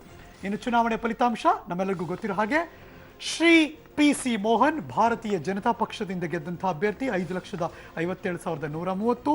ಇನ್ನು ರಿಜ್ವಾನ್ ಅರ್ಷದ್ ಕಾಂಗ್ರೆಸ್ನ ಯುವ ನಾಯಕ ಕಳೆದ ಬಾರಿ ಕೂಡ ಕಂಟೆಸ್ಟ್ ಮಾಡಿದ್ರು. ಟಫ್ ಫೈಟ್ ಅಂತೂ ಕೊಡುವಂಥದ್ದಿದ್ರು. 4,19,630. ಬಟ್ ಸ್ಟಿಲ್ ಅಷ್ಟರ ಮಟ್ಟಿಗೆ ಅಂದರೆ ಅವ್ರು ಅಂದುಕೊಂಡ್ರ ಮಟ್ಟಿಗೆ ಅಲ್ಲಿ ಪೆನೆಟ್ರೇಟ್ ಮಾಡೋಕ್ಕೆ ಸಾಧ್ಯ ಆಗಲಿಲ್ಲ. 2018ರ ಚುನಾವಣೆಯಲ್ಲಿ JDS ಅಫ್ಕೋರ್ಸ್ ಭಾಳ ಕಡಿಮೆ ಸಂಖ್ಯೆಯಲ್ಲಿ ನಮ್ಮೆಲ್ಲರಿಗೂ ಗೊತ್ತಿರೋ ಹಾಗೆ ಮಾಜಿ ಸಚಿವರಾದಂಥ ಅವರ ಮಡದಿ ಶ್ರೀಮತಿ ನಂದಿನಿ ಆಳ್ವ ಕಂಟೆಸ್ಟ್ ಮಾಡಿದ್ರು. 20,000 ಮತಗಳನ್ನು ಪಡ್ಕೊಂಡಿದ್ರು. ಗೆದ್ದ ಅಭ್ಯರ್ಥಿ PC ಮೋಹನ್. ಗೆಲುವಿನ ಅಂತರ ಅಫ್ಕೋರ್ಸ್ ಅದು ದೊಡ್ಡದು. ಹೆಂಗೆ ನೋಡಕ್ಕೆ ಹೋದರೆ 1,37,500. ಈ ಬಾರಿ ಸತತ 3ನೇ ಬಾರಿ ಗೆಲುವಿನ ನಿರೀಕ್ಷೆಯಲ್ಲಿ ಶ್ರೀ PC ಮೋಹನ್ ಈ ಬಾರಿ ಪ್ರಮುಖ ಅಭ್ಯರ್ಥಿಗಳ ಪಟ್ಟಿಯಲ್ಲಿದ್ದಾರೆ. ಭಾರತೀಯ ಜನತಾ ಪಕ್ಷದಿಂದ ಕಂಟೆಸ್ಟ್ ಮಾಡ್ತಿದ್ದಾರೆ. ಒನ್ಸ್ ಅಗೇನ್ ಅವರಿಗೆ ಟಫ್ ಫೈಟ್ ಕೊಡೋದಕ್ಕೆ ರೆಡಿಯಾಗಿರೋರು ಕಾಂಗ್ರೆಸ್ನ ಯುವ ಮುಖಂಡ ಶ್ರೀ ರಿಜ್ವಾನ್ ಅರ್ಷದ್. ಈ ಬಾರಿಯೂ ಕೂಡ ಕಣದಲ್ಲಿದ್ದಾರೆ ಕಾಂಗ್ರೆಸ್ನ ಅಭ್ಯರ್ಥಿಯಾಗಿ. ಪಕ್ಷೇತರರಾಗಿ ಈ ಬಾರಿ ಹಲವಾರು ಅವರ ಮಾತುಗಳಿಂದ, ಮಾತಿನ ವರಸೆಯಿಂದ, ವೈಖರಿಯಿಂದ ಸುದ್ದಿಗೆ ಬಂದವರು ಈ ಬಾರಿ ಬೆಂಗಳೂರು ಕೇಂದ್ರವನ್ನು ಆಯ್ಕೆ ಮಾಡಿಕೊಂಡಿದ್ದಾರೆ. ಶ್ರೀ ಪ್ರಕಾಶ್ ರೈ ಪಕ್ಷೇತರ ಅಭ್ಯರ್ಥಿಯಾಗಿ ಈ ಬಾರಿ ಕಂಟೆಸ್ಟ್ ಮಾಡ್ತಿದ್ದಾರೆ. ಗೊತ್ತಿಲ್ಲ ಇವರ ಕಂಟೆಸ್ಟ್ ಮಾಡ್ತಿರುವ ಈ ಸಂದರ್ಭದಲ್ಲಿ ಯಾರ ಮತವನ್ನು ಕೇಳುತ್ತಾರೆ ಮತ್ತು ಯಾರಿಗೆ ಆ ಮತಗಳು ಎಫೆಕ್ಟ್ ಆಗುತ್ತೆ ಅಥವಾ ಯಾರು ಏನು ತಲೆ ಕೆಡಿಸ್ಕೊಳ್ಳೋಕೆ ಸಾಧ್ಯನೇ ಆಗಲ್ವಾ? ಒಂದಷ್ಟು ಕುತೂಹಲ ನನ್ನಲ್ಲೂ ಇದೆ ಮತ್ತು ಎಲ್ಲರಲ್ಲೂ ಕೂಡ ಇದ್ದೇ ಇರುತ್ತೆ. ಇಸ್ ಅ ಟ್ರೂ ಅವರ ಅಂದರೆ ಪ್ರಕಾಶ್ ರೈ ಅವರ ಕಂಟೆಸ್ಟ್ ಮಾಡ್ತಿರೋದ್ರಿಂದ ಏನಾದರೂ ಚೇಂಜಸ್ ಕಾಣಬಹುದಾ ಈ ಬಾರಿ? ಖಂಡಿತವಾಗಿ ಕೂಡ ಅದೇ ದೊಡ್ಡ ಮಟ್ಟದಲ್ಲಿ ಚರ್ಚೆ ಆಗ್ತಾ ಇದೆ. ಕಾಂಗ್ರೆಸ್ ವೋಟರ್ಸ್ ಏನಿದ್ರು ಮತ್ತೆ ಬಿಜೆಪಿ ವೋಟರ್ಸ್ ಏನಿದ್ರು ಈ ಬಾರಿ ಏನಾದ್ರು ಮತದಾನ ಮಾಡುವ ಸಂದರ್ಭದಲ್ಲಿ ಜಸ್ಟ್ ಆಸ್ಕಿಂಗ್ ಅಂತ ಏನಾದ್ರು ಕೇಳೋದೇ ಆದ್ರೆ ನಿಜಕ್ಕೂ ಕೂಡ ಇಡೀ ರಿಸಲ್ಟ್ ಟರ್ನ್ ಆಗ್ಬಿಡುತ್ತೆ ಅನ್ನೋ ಮಾತುಗಳು ಕೂಡ ಕೇಳಿ ಬರ್ತದೆ. ಯಾಕೆಂದ್ರೆ 10-15% ಮತಗಳೇನಾದ್ರೂ ಪ್ರಕಾಶ್ ರೈ ತೆಗೆದುಕೊಂಡೇ ಆದ್ರೆ ನಿಜಕ್ಕೂ ಕೂಡ ಬಿಜೆಪಿ ಡೇಂಜರ್ ಝೋನ್ ಅಲ್ಲಿ ಇರುತ್ತೆ ಅನ್ನೋ ಮಾತುಗಳು ಕೂಡ ದೊಡ್ಡ ಮಟ್ಟದಲ್ಲಿ ಕೇಳಿ ಬರ್ತದೆ.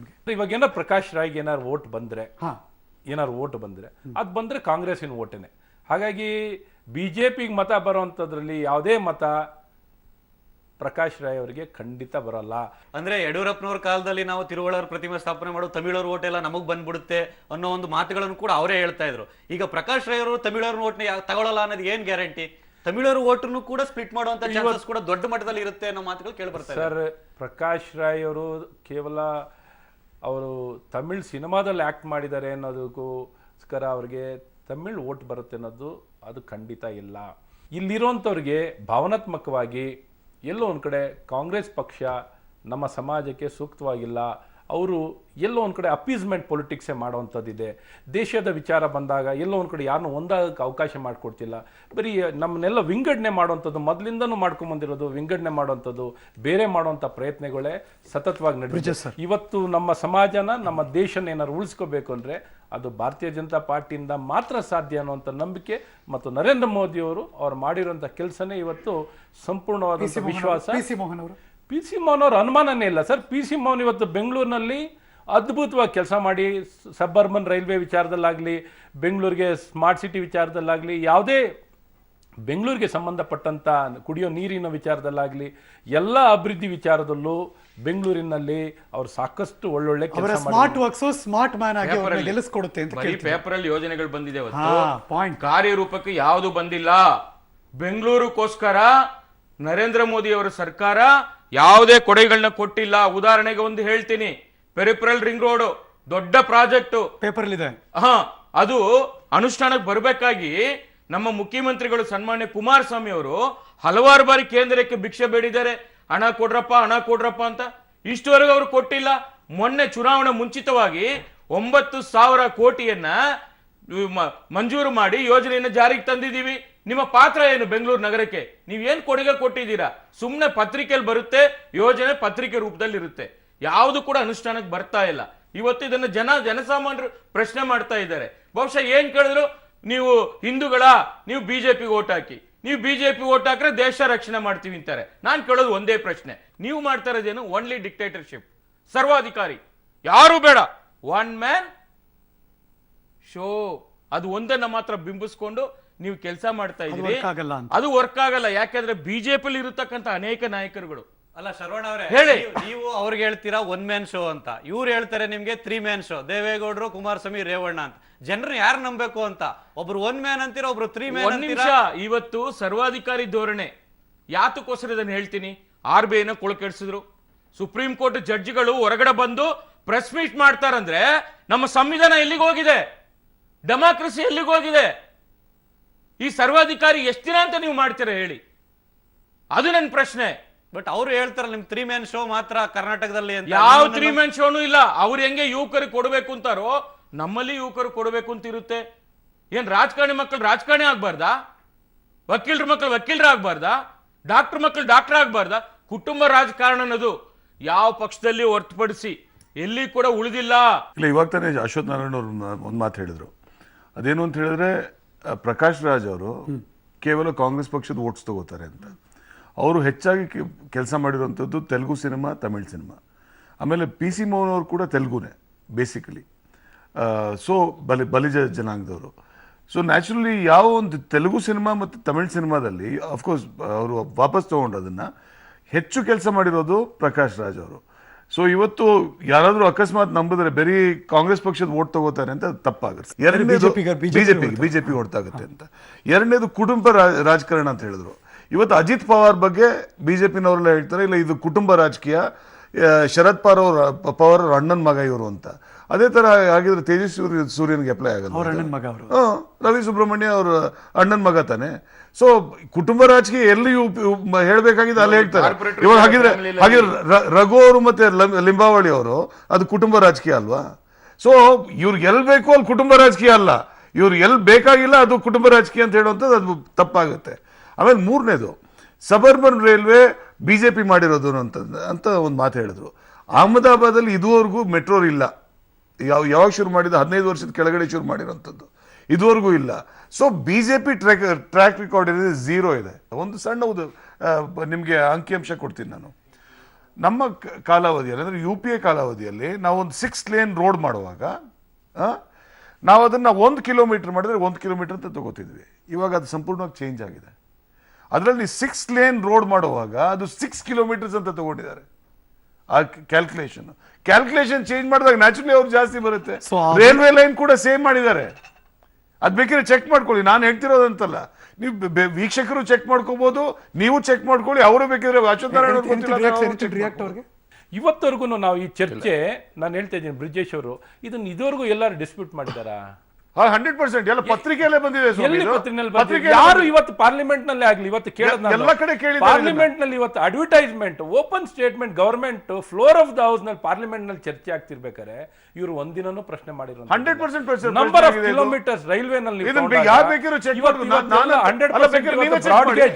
ಬ್ರಾಡ್ ಗೇಜ್ ಇರೋ ಎಲ್ಲ ಮೀಟರ್ ಗೇಜ್ ಇರುವಂತದ್ದು 100% ಬ್ರಾಡ್ ಗೇಜ್ ಆಗಿದೆ, 100% ಎಲೆಕ್ಟ್ರಿಫಿಕೇಶನ್ ಆಗಿರುವಂತದ್ದು. ಇವತ್ತೆಲ್ಲ ನಂಬರ್ ಆಫ್ ಕಿಲೋಮೀಟರ್ಸ್ ನಾವು ತಗೊಂಡಾಗ, ರೈಲ್ವೇಸ್ ನಲ್ಲಿ ತಗೊಂಡಾಗಲೂ ಅಭಿವೃದ್ಧಿ ಆಗಿರುವಂತದ್ದು ಇದೆ. ಎಂಪ್ಲಾಯ್ಮೆಂಟ್ ಕ್ರಿಯೇಷನ್ ಬಗ್ಗೆ ನಾವು ಮಾತಾಡ್ತಾ ಇದ್ದೀವಿ. ಮುದ್ರಾ ಯೋಜನೆಯಲ್ಲಿ more than 17 lakh crores has been dispersed. ಇದೇನು ಹುಡುಗಾಟಿಕೆನ ಸರ್? ಎಲ್ಲಿನೂ ಕೊಲೆಟ್ರಲ್ ಫ್ರೀ ಲೋನ್ ಈ ರೀತಿ ಯಶಸ್ವಿಯಾಗಿ ಅನುಷ್ಠಾನ ಆಗಿರುವಂಥದ್ದು. ಮತ್ತು ಇವ್ರು ಹೇಳ್ತಿದ್ರು ಇದುವರೆಗೂ ಬೇರೆ ಬೇರೆಯವ್ರು ಕೆಲಸ ಮಾಡಿಲ್ವಾ, ಅವ್ರು ಕೆಲಸ ಮಾಡಿಲ್ವ ಅಂತ. ನಾನು ಕೇಳ್ತಿರೋದು, ಇಡೀ ಬ್ಯಾಂಕ್ ನ್ಯಾಷನಲೈಸ್ ಆಗಿದ್ದು ಏನು ಹಲವಾರು ವರ್ಷದಿಂದ ಬರೀ 5 ಕೋಟಿ ಬ್ಯಾಂಕ್ ಅಕೌಂಟ್ಸ್ ಇದ್ರು, ಇವತ್ತು 33 ಕೋಟಿ ಬ್ಯಾಂಕ್ ಅಕೌಂಟ್ಸ್ ಇದೆ. ಮೊದಲು 5 ಕೋಟಿ ಟಾಯ್ಲೆಟ್ಸ್ ಇತ್ತು, ಇವತ್ತು 9 ಕೋಟಿ ಟಾಯ್ಲೆಟ್ಸ್ ದೊಡ್ಡ ದೊಡ್ಡ ಚರ್ಚೆ ಅಲ್ಲ. ಗ್ಯಾಸ್ ಒಂದೊಂದಕ್ಕೆ ಕಲೆಕ್ಷನ್ ಹೋದ್ರೆ ಇವತ್ತು ನೀವು ಇಲ್ಲ ಅಂಕಿಅಂಶ ತಗೊಂಡ್ರು ಇವ್ರು ಯಾವುದೇ ರೀತಿ ನೋಡಿ ವಿರೋಧಿಸಕ್ಕೆ. ನಾನು ಕೇಳೋದು ಮುಖ್ಯವಾಗಿ ಯಾರ ಮನೇಲಿ ಎಂತೆಂಥ ಮಗು ಹುಡ್ತಾರೆ, ಏನೇನು ಸಾಧನೆ ಮಾಡ್ತಾರೆ ಅನ್ನೋದು ಯಾರು ಏನು ಬರೆಯೋಕ್ಕಲ್ಲ. ಇವತ್ತು ಅದ್ಭುತವಾದಂಥ ನಾಯಕ ಎಸ್ ಎವಾಲ್ಡ್ ಆನ್ ಇವರು. ನಮ್ಮವ್ರಿಗೆ ನಮ್ಮ ಶರವಣ ಅವ್ರಿಗೆ ಏನು ವಿಚಾರ ಗೊತ್ತಿಲ್ಲ ಅಂದರೆ ಪೆರಿಫಲ್ ರಿಂಗ್ ರೋಡ್ ಬಗ್ಗೆ ಮಾತಾಡ್ತಿದ್ದಾರೆ. ಇನ್ನ ಸರ್ಕಾರ ಲ್ಯಾಂಡ್ ಅಕ್ವಿಷನ್ ಮಾಡಿಲ್ಲ. ಅನುದಾನ ಪ್ರಶ್ನೆ ಎಲ್ಲಿ ಬರ್ತದೆ? ಲ್ಯಾಂಡ್ ಅಕ್ವೈರ್ ಮಾಡ್ಕೊಂಡಿಲ್ಲ ಇವರು. ಸರ್ಕಾರದಲ್ಲಿ ಏನ್ ನಡೀತಾ ಇದೆ ಅಂತ ತಿಳ್ಕೊಂಡಿದೀವಿ ಸ್ವಾಮಿ ನಾವು. ಅರಿಷ್ಟಾರಿಯಾಗಿ ಬೆಂಗಳೂರಿನ 3 ಕಾನ್ಸ್ಟಿಟ್ಯೂನ್ಸಿ ನೋಡಿದಾಗ ಎಲ್ಲೋ ಒಂದ್ ಕಡೆ ಬೆಂಗಳೂರು ಉತ್ತರದಲ್ಲಿ ಮಹಾಗಠಬಂಧನ್ನೇ ನಮಗೆ ಸೇಫ್ ಅಂತ ಕಾಂಗ್ರೆಸ್ ಇದೆ, ಆದ್ರೆ ಅಲ್ಲಿ ಮೋದಿ ನಮಗೆ ಫೇಸ್ ಅಂತ ಬಿಜೆಪಿ ಹೇಳ್ತಾ ಇದೆ. ದಕ್ಷಿಣದಲ್ಲೂ ಕೂಡ ಇಲ್ಲ, ಬಿಜೆಪಿಯಲ್ಲಿ ಆಗಿರ್ತಕ್ಕಂಥ ಒಳ ಜಗಳ ಅಚ್ಚರಿ ಅಭ್ಯರ್ಥಿ ನಮಗೆ ಪ್ಲಸ್ ಅಂತ ಕಾಂಗ್ರೆಸ್ ಹೇಳ್ತಾ ಇದೆ, ಆದ್ರೆ ಅಲ್ಲಿ ಬಿಜೆಪಿ ಅಲ್ಲೂ ಹೇಳ್ತಾ ಇದೆ ನಮಗೆ ಮೋದಿನೇ ಫೇಸ್ ಅಂತ. ಆದ್ರೆ ಸೆಂಟ್ರಲ್ ಬಂದಾಗ ಪ್ರಕಾಶ್ ರೈ ಅವರು ಮತಗಳನ್ನ ಹೇಗೆ ತೆಗೆದುಕೊಳ್ತಾರೆ ಅನ್ನೋದ್ಮೇಲೆ ನಮ್ಮ ಗೆಲುವು ಅಂತ 7 ಪಕ್ಷಗಳು ಲೆಕ್ಕ ಆಗ್ತಾ ಇದೆ. ಆಗ ಏನಾಗುತ್ತೆ ಅನ್ನೋದು ಕೂಡ ಕಾದ್ ನೋಡ್ಬೇಕಾಗಿದೆ. Very true. ಇದು ಬೆಂಗಳೂರಿನ 3 ಭಾಗದ ಚಿತ್ರಣ ನಿಮ್ಮಂದೆ ಇಡುವಂತಹ ಪ್ರಯತ್ನ ಮಾಡಿದ್ವಿ. Shri Ashwath Narayan, thank you so much for joining us. Shri Sharavana sir, thank you so much. Brijesh Kalapa sir, ನಂಗೆ ಅವಕಾಶ ಕೊಡ್ಲಿಲ್ಲ ನೀವು. Anything to say? ಒಂದ್ ಸಿಂಗಲ್ ಲೈನ್ ಅಲ್ಲಿ ಸಿಂಗಲ್ ಲೈನ್ ಇಲ್ಲ, ಸಿಂಗಲ್ ಲೈನ್ ಅಂತ ಹೇಳಿದ್ರೆ ಇವಾಗ ತಾನೇ ಇವರು ಡೀಟೇಲ್ಸ್ ಏನ್ ಕೊಟ್ರು ಮುದ್ರಾ ಬಗ್ಗೆ. ಮುದ್ರಾದಲ್ಲಿ ಆವರೇಜ್ ಅವ್ರ ಡೀಟೇಲ್ಸ್ ಅವ್ರ ಇದ್ರ ಇದೇ ಕೊಡ್ತಿರೋದು ಡೇಟಾನೇ. ಅದರಲ್ಲಿ per person 91% loans are to the extent of 23,000. 23,000ದಲ್ಲಿ ಯಾವುದೇ ವ್ಯಕ್ತಿ ಹೋಗ್ಬಿಟ್ಟು ಅವನು ನಿರುದ್ಯೋಗ ಅವ್ನು ಕಳ್ಕೊಳ್ಳೋಕೆ ಸಾಧ್ಯ ಇದೆಯಾ? ಇದೆಲ್ಲವೂ ಕೂಡ ಭಾರತೀಯ ಜನತಾ ಪಕ್ಷಕ್ಕೆ ಹೊಡೆಯುತ್ತಾ ಈ ಭಾಗದಲ್ಲಿ ಈ ಸರಿ ಅಂತ ಕಾದು ನೋಡ್ಬೇಕಷ್ಟೇ. ಇದು ಇವತ್ತಿನ ಕ್ಷೇತ್ರ ಕುರುಕ್ಷೇತ್ರದ ಬೆಂಗಳೂರಿನ ಚಿತ್ರಣವನ್ನು ನಿಮ್ಮ ಮುಂದೆ ಇಟ್ಟಿದ್ದೀವಿ. ಮತ್ತೆ ಸಿಗ್ತೀವಿ ಮುಂದಿನ ಎಪಿಸೋಡ್ನಲ್ಲಿ. ನ್ಯೂಸ್ ಅಂದ್ರೆ ಪಬ್ಲಿಕ್ ಟಿವಿ.